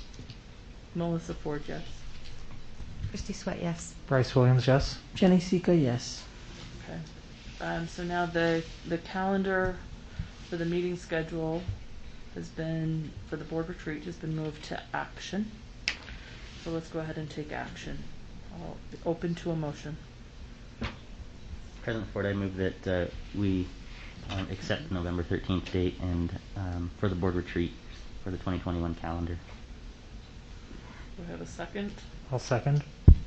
Okay. Any discussion to the motion? I would like to thank the board for making the time to do this retreat, and let's make sure that we use our time wisely and planning for our priorities and goals for our vision for the district. I have high hopes and high expectations that we'll be able to get a lot accomplished in this retreat. Any other discussion to the motion? Okay, we'll go ahead and vote, starting with you, Bryce. Bryce Williams, yes. Jenny Sika, yes. Catherine Kennedy, yes. Nate Salazar, yes. Mohammed, yes. Melissa Ford, yes. Christy Sweat, yes. All right. Thank you, board. That motion passes. We'll move back to the discussion agenda. The final item on the discussion agenda, number 5, property implications for redistricting. And I'll start with you, Superintendent, but I'm sure you're going to turn the time to Alan for this. We have a lot of important information to share. You are correct. Our resident expert is our business administrator, Alan Kearsley. So it was brought to our attention on Friday that since now the Salt Lake City School District has a small piece of its boundaries which are within a separate city, being Mill Creek, that Salt Lake City would no longer be in charge of our redistricting, but Salt Lake County holds the responsibility for our redistricting.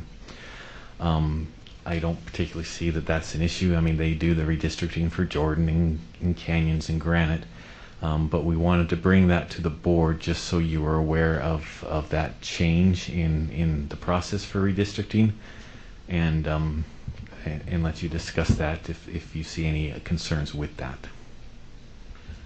Thanks for bringing that to our attention. I think there's a lot. I have a lot of questions about this. And one being, we didn't have this information. I mean, you didn't have this information. None of us had this information when we made that decision to keep that property. So, I mean, I guess my thought is, what are our options in terms of is this a done deal? Is this something we can take action on? Would the board be, what's the process? What happens next? So options are do nothing. And then we keep, as we've already chosen to, keep the property, or keep being the taxing entity for the property. It's not our property, but we are the taxing entity. And then the county would manage the redistricting for the school district board. Another option would be, and there's some time issues here because I believe redistricting happens very soon, is to reverse the decision and cede the taxing authority of that property over to the Granite School District, and then our boundaries would then realign again with Salt Lake City, and the city would then be in charge of the redistricting. Okay.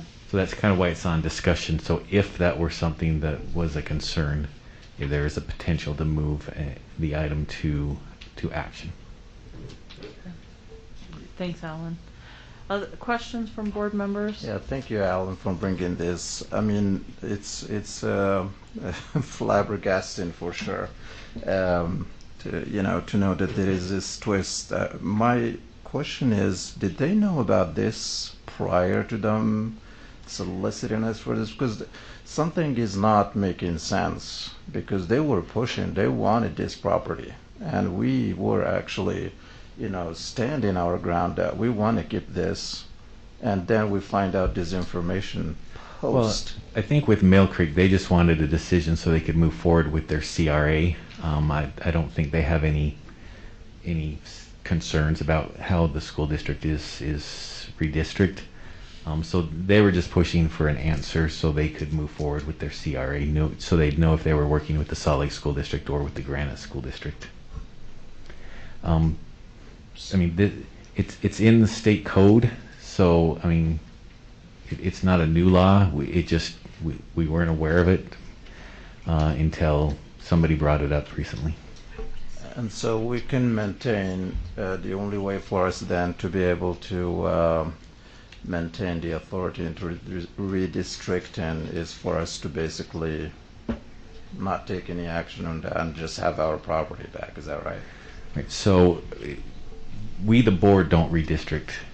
Yes. Since we now cross city boundaries, it becomes a county council issue versus if we were complete within Salt Lake City School District or Salt Lake City boundaries, then it was a city council issue. So, like your Granite that spans many cities, the county council has always done their redistricting. Okay. Yeah. Christy. So, thank you, Alan, for bringing that was a little surprising, that there's a little twist, to everything. So I think that I'm the only one who's on the board who's gone through a census and a redistricting. And so it'd probably be good to get clarification about this. But the way we did it last time was the board actually did sit down and look at our precincts to see if there was a way that we could extend our precincts into the north and southwest quadrants, so we had a little bit more of a balance of board members, because at that time there was only one board member in each of those areas. And so it was a very thoughtful process that we went through, and then we took that recommendation, because we're allowed to do that, with the law, to take that recommendation to the city council and then worked with them, with that redistricting. So although our board hasn't had that conversation about what we want our precincts, if that would be a goal for us to want to do, we have an established relationship, with the city. I don't know my county council as well as I do our city. So that would just be a concern for me about what that would look like. You're right. The redistricting committee is, I think, trying to wrap up their work by December 1st. And so that might be something we need to look into. So I'm thinking if we could get some additional information from you about what the city council, I guess was it the city council, the city attorney that called you? And city attorney, yes. The city attorney. That's unfortunate that they didn't know all of that before you did that great presentation to us. But I would just want to know what their expectations are with the census being so late, this year, that we haven't had an opportunity as a board to really talk about our own precincts, and if we would like to, make any adjustments. It has to naturally adjust because of how many voters are in each one. There has to be a balance across the 7. And so that would probably be my first thing, is to say, could we get some more information about if the city council has this on their agenda, if they're expecting something from us, because I'm sure they're surprised by it too, that it would now go to the county. And then if the county is doing, is there an expectation that we're not going to be involved in that conversation? Or if we can be, how would we do that? You know, where would that fit into the timeline? You know, so that we could at least have a conversation, President Ford and Vice President Salazar, about if we want to try and do anything else outside of balancing taxpayers, or I'm sorry, voters, you know, in our precincts. And I should have a contact from the county within the next day that we can reach out to and get more information. And get more information. For me right now, I'm kind of in that situation that I'd like to reconsider, you know, if possible, just because of the relationship we have with the city council, you know, and our precincts are so close. And I'm guessing with redistricting that they would still be redistricting their own, you know, and then go to that next entity, right? So, right? I think that's how it works. So just having a little bit more information about that process would be helpful. Thank you, Christy. Yeah. Catherine? So we would have time to think about this issue again, is what we think, if we revisited it in 2 weeks.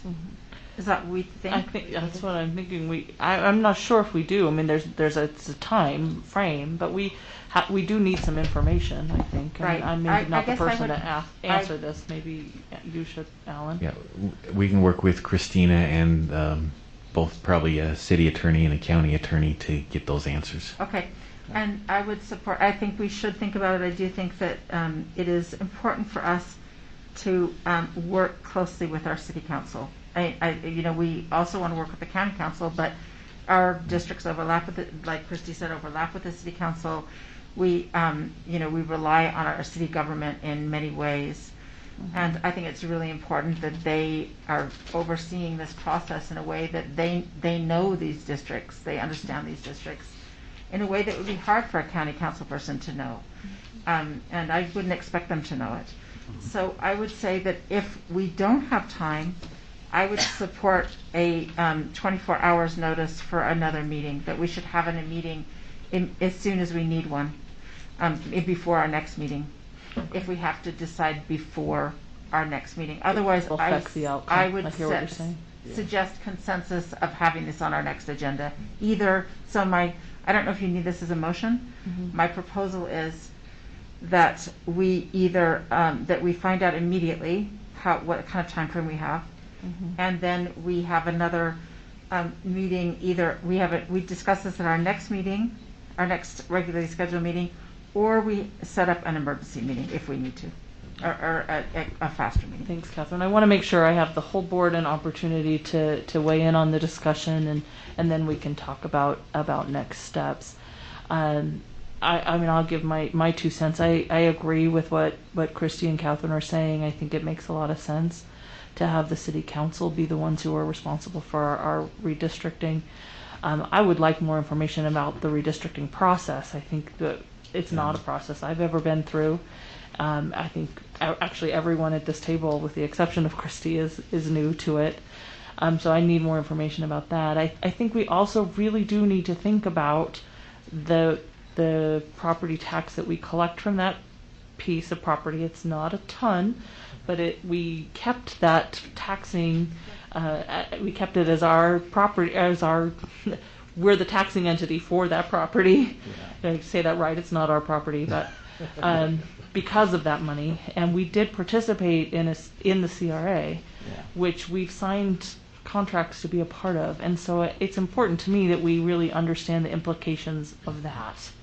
And what is involved with that. And like I said, my inclination is to support being with this city on this, but I don't ever want to walk away from a revenue source that we actually talked about this pretty carefully and voted on, and so I do think it's important that we have some really solid information, like how does that CRA, how does that affect this conversation? If we do make a change and give up that taxing, and let Granite become the taxing entity, does that change? I mean, I think it's important that we hear from legal representation about how does that change, because that property has been part of Mill Creek now since March. I just want to make sure that we've closed all of that loop. And then I am really open to being as nimble and responsive to this issue as we need to be in order to get the board direction that we want on that. Other discussions from board members? Nate? Yeah, I would certainly second, the recommendation to have a more lengthy discussion, either at an emergency meeting or at our next scheduled meeting. But I would also like to see, Alan, if you think it'd be appropriate to, consult with Granite and Mill Creek to see where they're at with our conundrum that we're in here with this particular property as a taxing entity as well. I think that's just good stewardship and partnership with our local school districts and certainly the municipal entity that Mill Creek is. So, but yeah, I would support that, and I would stress that, and the folks I've talked to about this, that time is of the essence. So, but I do think we probably have that wiggle room of 2 weeks. Other board members who haven't spoken yet? Anybody else want to weigh in on this? All right, thank you. Thanks, Alan. I think, do you feel confident that you have some direction on and responses, Superintendent, Business Administrator, personally? Yeah. Okay. So, Melissa, could I then broach the subject that of us not even depending on whether it is the county or the city, but to think about our precincts, and if we want to try and look at that again, it was hard. I will tell you, it was difficult to try and balance that, and it moves our boundaries, in our precincts. Mm-hmm. But we were trying to provide more representation, across the district, so that it wasn't, the north and southwest quadrants are two of the biggest quadrants of our district, and there literally is, just one representative in each of those areas. And the thought behind, I think we did extend a little bit more west, but I think that we could still have a conversation, but only if the whole board wants to really look at that and say, can we reimagine what those precincts look like, and with the balance of the voters, in them. And that would have to be done, before. I mean, if there's the deadline with the county too, with the election next year, all of those boundaries would have to be set. So that would just add more work onto our plate. But it would be interesting to know what everyone thought. Can I ask you a question, Christy, as our resident expert here? Oh yeah, no, that's not NSBA. Let me pull the cobwebs what out. Let me pull the cobwebs out. I hear what you're saying. I'm wondering if that's something that's been done, has it been done before in maybe a small group setting of the board, or do we need to put that on? That's a really great question. Could we put it as a study session at our next meeting? It's a really great question. So we did all of those. On the best way to start. Yeah. Maybe on in our study meeting, we start there. So we did do all of those things that you're suggesting. First, we made the decision as a board that was something that we wanted to do. Then we did go into a study session because, as Alan said, we can get numbers, from our precincts, because there may already need to be some adjustments with how many voters are in each of the precincts. And then what we did was, because we've got Jenny and Bryce, from those two precincts, then maybe it would be you and Catherine that would meet with them, and look at your precincts and how that overlaps or where it could change, in small groups. Mm-hmm. And that was such a great conversation, to look at, how to extend or move or make sure that we never could fix Nate with you and with one school or two, because we looked at that too. I have a playground too, right? We looked at that, how many schools each of us have in our precincts, and that's a little bit harder, to adjust.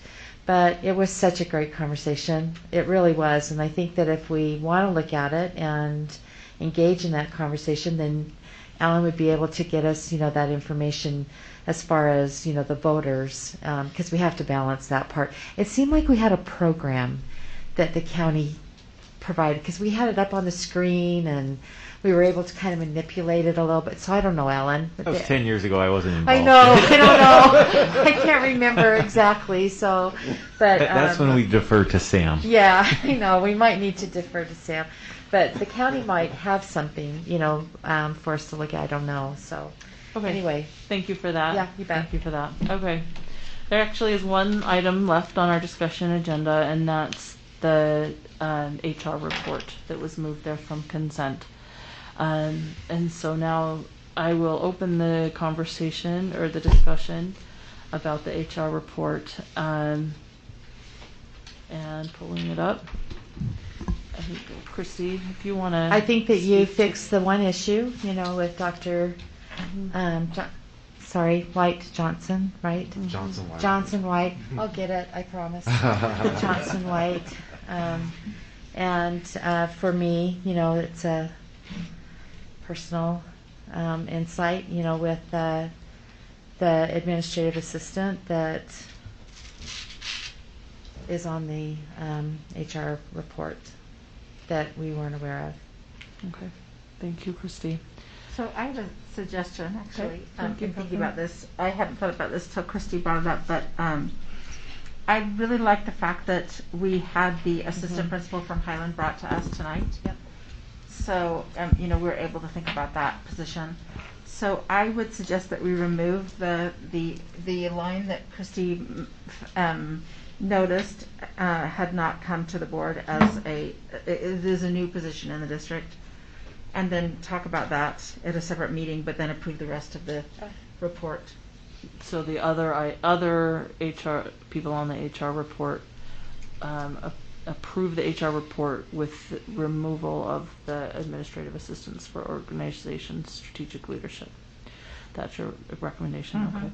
I'd love to hear other discussion because I want to make sure other board members. Can I add on to that then? Yeah. Just as I think that I support what Catherine is saying as far as thank you, Alan, for bringing the discussion about Highlands assistant principal. I think that when we have new positions that come to the board, it's always good for us just to know where that funding's coming from, and how that's because it is a new position, and I don't believe it was posted, so I think that having a discussion about it, although she's already hired, correct? Mm-hmm.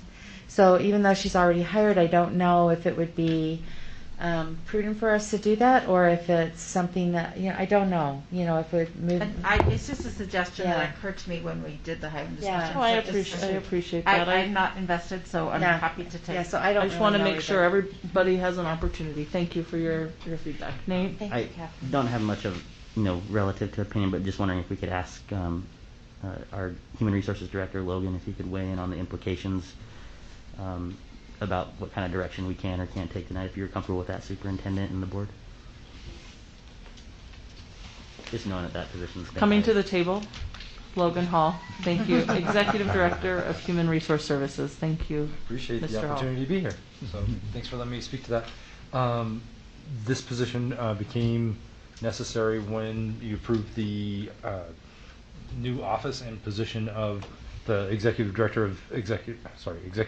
of Organizational and Strategic Leadership, and as a cabinet, the decision was made that we needed to staff this office in order to make it viable and be able to provide the appropriate support, which is the direction that we went in order to provide the necessary support for the position to be successful. Thank you, Logan. And perhaps, Alan, you could speak to the funding source for this. Right. So funding sources, just our general property tax. It's not new. Well, it's not new money. It's within our current budget because we don't budget every. We don't budget every dollar we get. So there's that wiggle room, shall we call it, within the budget. So we don't need to go out and find more money to fund this position. We already have it. As you remember, when we talked about the other positions, we had that chart that showed the property tax growth that we had over the last 2 years. Approximately, I believe it was 1.6 million between the 2 years. We used $300,000-400,000 of it for those positions, so there's still, close to $1 million left of that property tax growth over the last 2 years. If you wanted to pinpoint exactly which dollar, because once it gets into property tax, it's all kind of the same. You could say that it came from that property tax growth. Growth. Okay. Other discussion to this? I would just thank you, Director Hall, for being here and coming up to the table on the spot. Are there any implications to the position that's already been hired if we don't approve it in the HR report? Implications of that, we would have to figure out what to do with that moving forward if we, well, potentially could be a lawsuit for sure. Yeah. So- The person is in place and has an expectation of Yeah. continued employment. Yeah, we're just, yeah. So, I really appreciate this conversation. It would have been good to have it before it went on to the HR report, because I can see, where what you're talking about. And I think that, as a board, we've just always asked that new positions, even though if there is existing money, should be brought to the board, as you've done in the past, Dr. Gatson.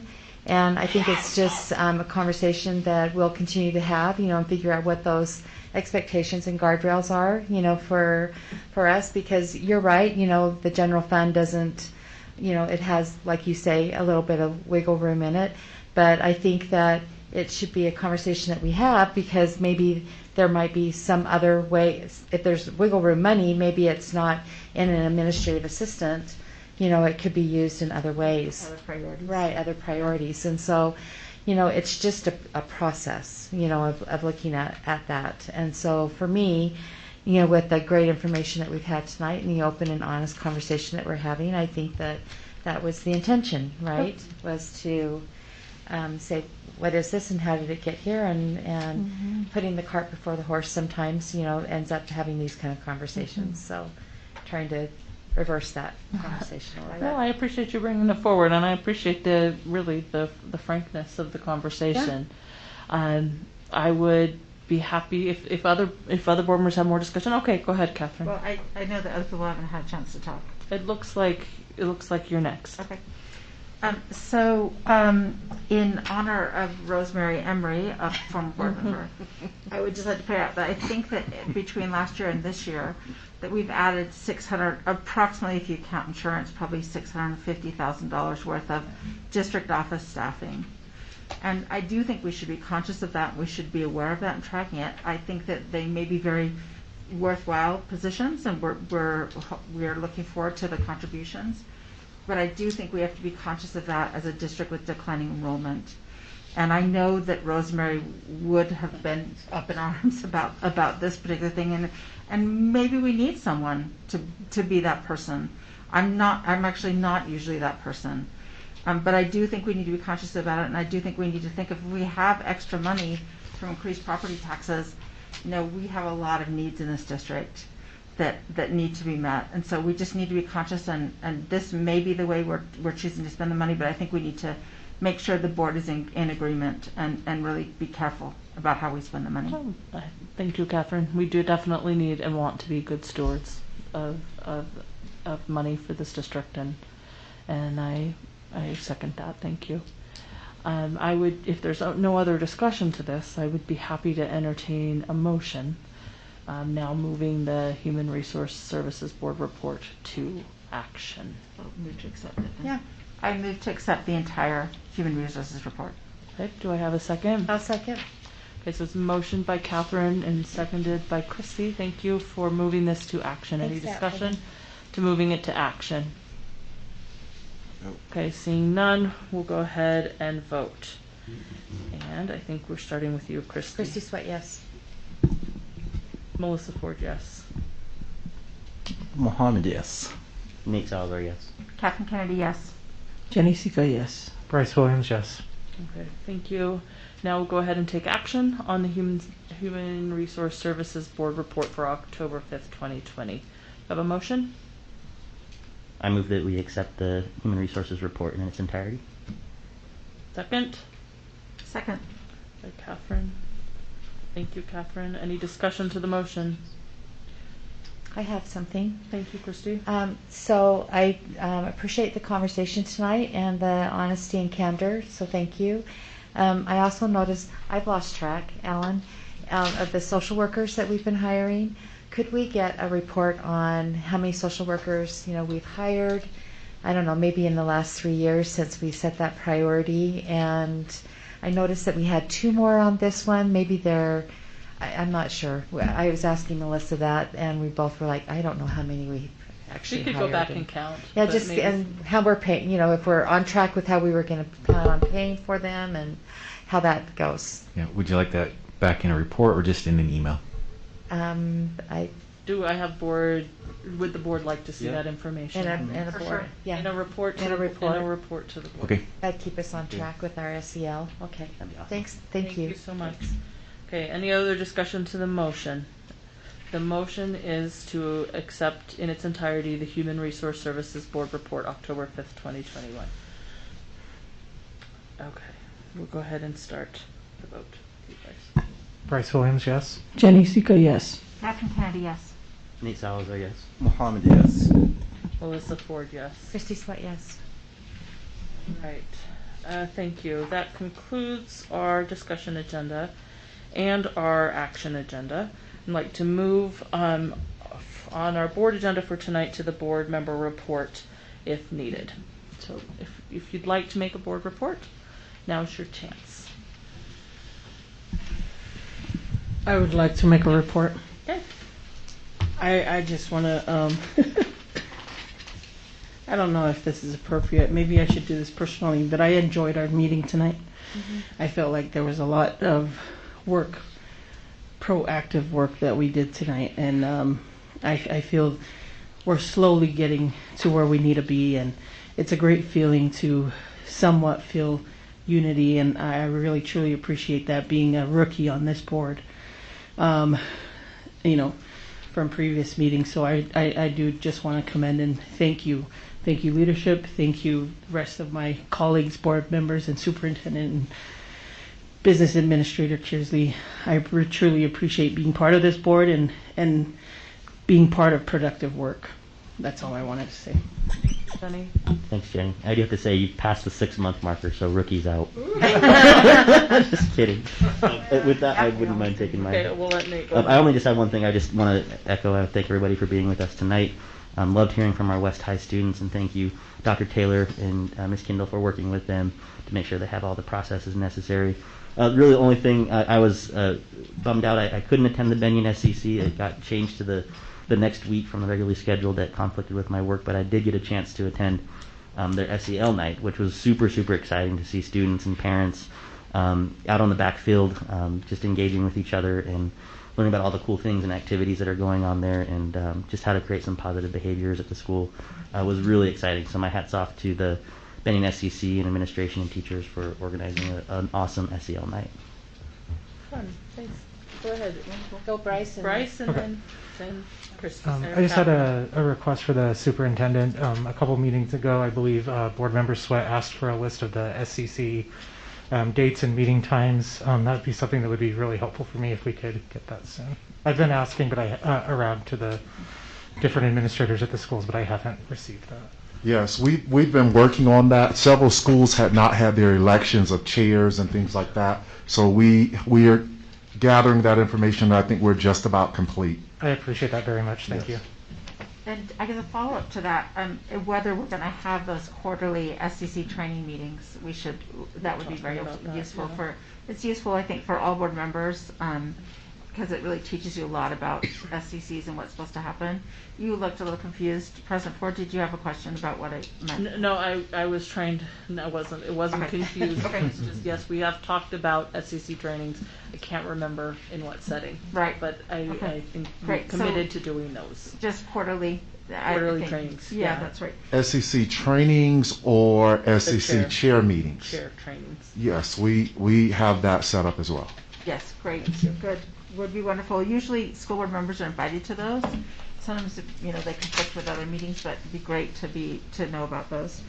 I have a couple other things if I can just go through. Yeah, if Bryce, if you're finished Yes, with your yes, I report. am. Thank Okay, you. thank you, Bryce. I just want to remind board members that the USDA has Master Board certification. That is going to be,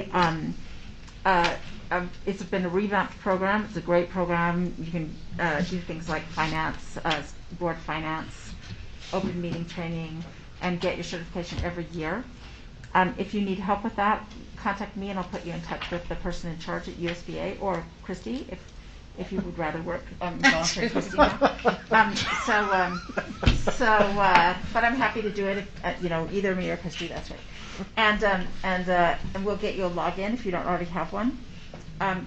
Those are going to be public facing, so whether you do your MBA, your Master Board certification, will be public facing from now, and it has not been in the past. In fact, it is right now, but it's inaccurate, except for Christy's working with someone and she's got 100% on hers.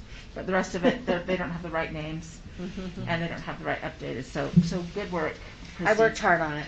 And so but we need to have those in by December 1st to count for this year.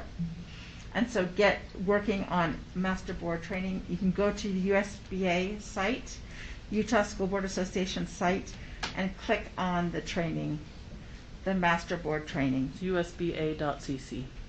And that's right. And so if you go onto that, and if you have any questions, give me a call. Okay? And I would just say I would love to have those. I've been envious. I just went to Nebo and I see their board has done it several times, and I was like, oh, well, how do you do that? Because I was envious. I've seen it in others, so thank you for bringing that up. Yeah, and we could actually, if we wanted to, dedicate some time in a meeting. A while ago, several years ago, Christy did that in a meeting, maybe a study session, like 10 minutes to walk through that online. Oh, that's a good idea. That's a good idea. And then, so that's the first thing. It would be great to get us to be 100%, and that would include training by both Superintendent Gadsden and Business Administrator Kersley for us to be at 100% because it's all 9 of us. Then the other thing is that I have missed our student voice, and I know that we have a new policy, and I think that the policy is that if we had a junior appointed on purpose, so if our student board member is absent, and I know that part of the policy is not kicking in until next year, but we could invite the student board member from last year, if that person is going to be absent to contribute, to be sort of the backup person is what the idea was for in the policy. And I wonder if our student board member is going to be absent, if we could ask if she could contact Dottie to have her join us.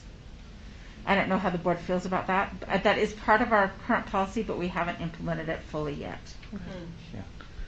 Okay. Thank you, Catherine. We can discuss that. I just want to make sure we're giving our student board member Yadira as much support as possible. Oh, absolutely. Yeah. Thank you. I know. I hope she has as much support as she needs. I know you mean that. Thank you. Christy? So, in Utah, maybe it's other places too, and Paul Schulte, I have had a couple of people call me about our field over at Dilworth about the goats.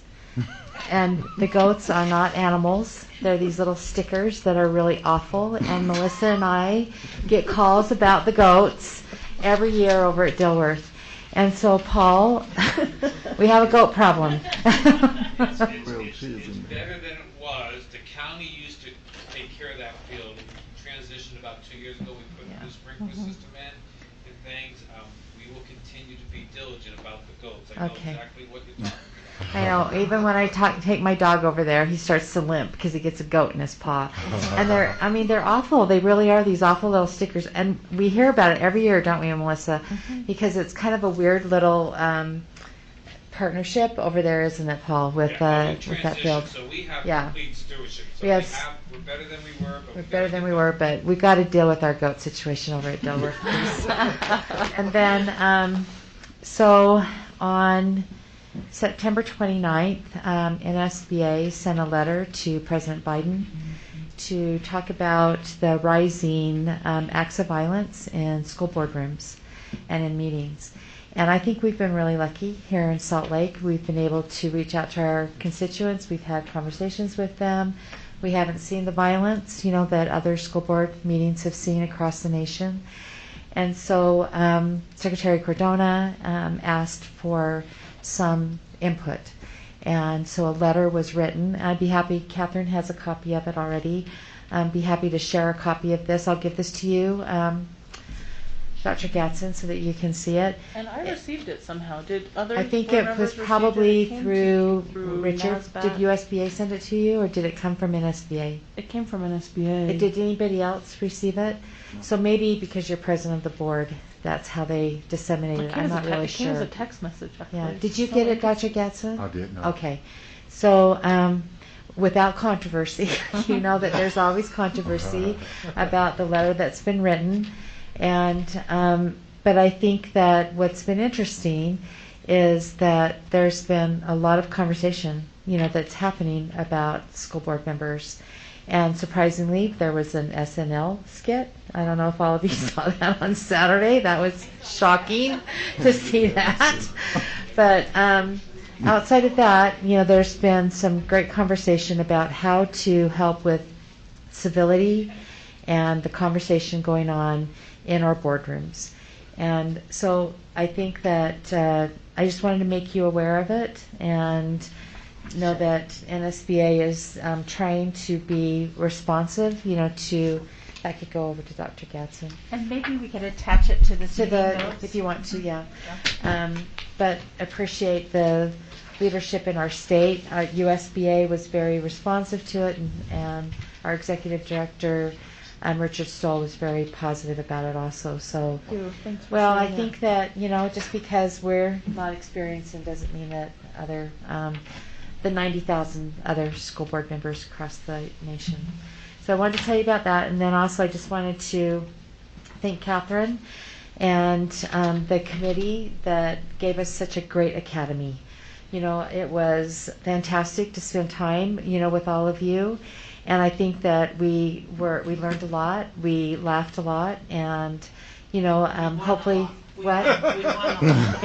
Well, yeah, you we won a lot, and just appreciate the work that went into that academy, Catherine, and thank you very much for being a part of that committee, and to all of you for participating. So thank you. Thank you. Mohammed, did you have a board report? Thank you, everyone. It's always good to see shining, smiling faces behind the masks. With eyes. Yes, with the eyes. And, I'm just so proud of our district. Regardless of the challenges we are facing, we continue to stand strong. I know, change is hard. Anytime there is change, adaptation to change is always a challenge. And if I were to give, one word of advice to all of us here, anytime we are embracing change, let's always not forget about humans behind that change. Because if we forget about the human aspect when we are making change, then we are actually going to be causing more damage than good results. So the reason I'm saying this is because my years in the government, and we do see changes coming all the time, and those changes, if they are not communicated well to each other, then it becomes really a assumption of whatever is going on behind the scenes. I'm very proud of how my district's been handling everything that's been coming onto them, and their commitment as well to having really a well equipped district for making sure our kids have the best education possible. I'm also very proud of our principals in my district and their staff. They've been doing an amazing job, especially attending SEC meetings and, seeing the parents is just so fantastic. And also I want to say congratulations to Emerson. Mm-hmm. That is just such an achievement that we will always cherish. Not just because this is a special moment. We just barely getting out of the jail of COVID, It was a rough year, and yet we are recognized for that. Congratulations, Emerson, to everyone out there. And I'm just so proud to be working with everyone here and continue to serve our community. And thank you for your support. Thank you, Mohammed. I'll just go ahead and say thank you to everybody who's been here. James Toller, I didn't recognize you when you came in, but thank you for being here for the duration of the meeting, and thank you to the superintendent's cabinet. for all the work that you're doing, and grateful to the superintendent for the work you're doing as you're leading our district, and for the engagement of this board as we really navigate the change that Mohammed is talking about.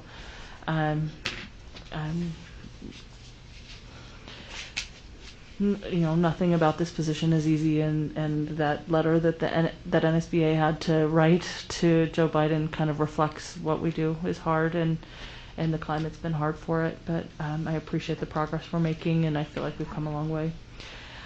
Superintendent, do you have a report you'd like to give to us? Yes, very briefly. I just first want to thank our leaders, our teachers, our classified staff, paraprofessionals, child nutrition workers, bus drivers. I want to thank all of Salt Lake City School District's staff, because people are really pulling together and doing the work that needs to be done for our children and families. I particularly want to thank our paraprofessionals, our bus drivers, and our child nutrition workers. We're extremely short in those areas, and people are having to pull double duty, and they are doing it. They are making it happen.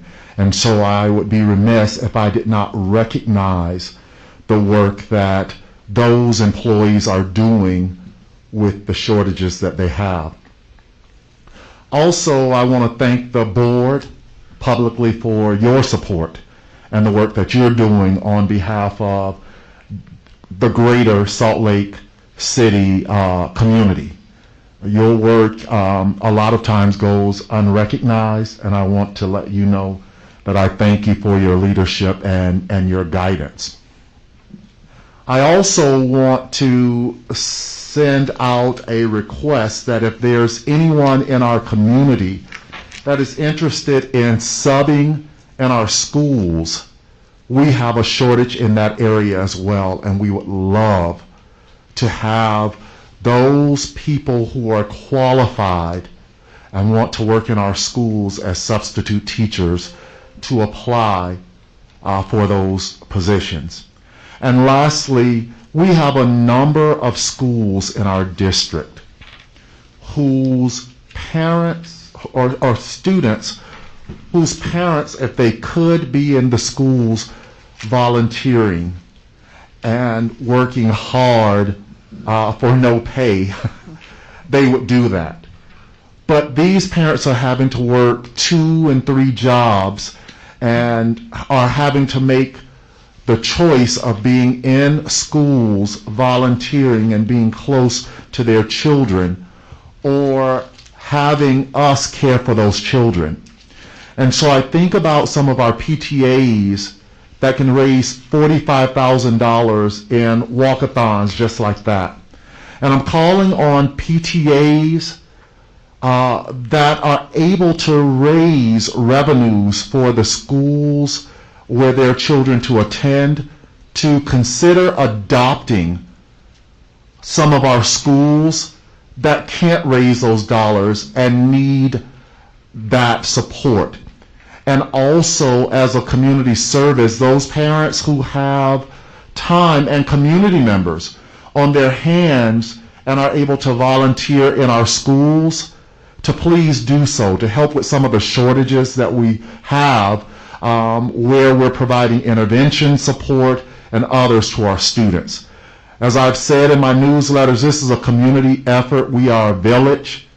And I'm just calling on everyone in our district to advocate and support all of our children. And so PTAs that are rich in resources, I'm asking that you adopt some of our schools that are not as rich in resources and partner with them, and that community members and parents that have time to volunteer. We have some very worthy students and very worthy schools, and we can use you. Thank you. Thank you, Superintendent. Christy? Dr. Gadsden, thank you so much for that impassioned plea. I think that there's a lot of our parents that would like to volunteer in our schools, and now that you have opened up that invitation, I think that that is so positive.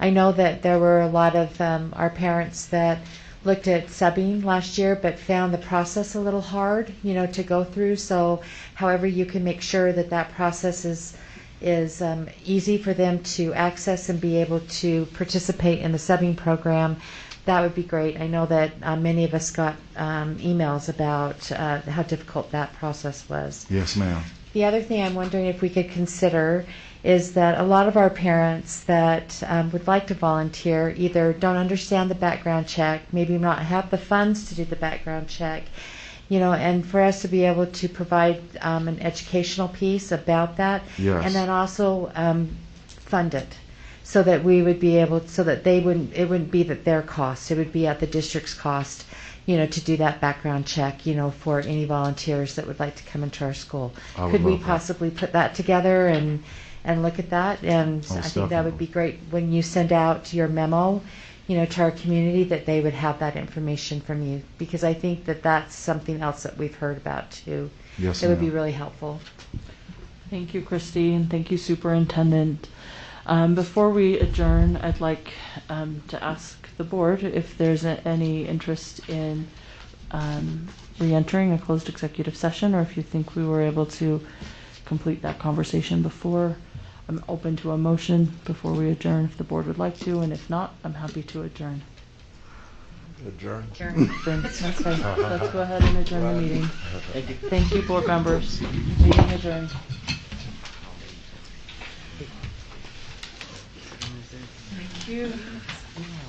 What are you gonna do with all this extra time tonight?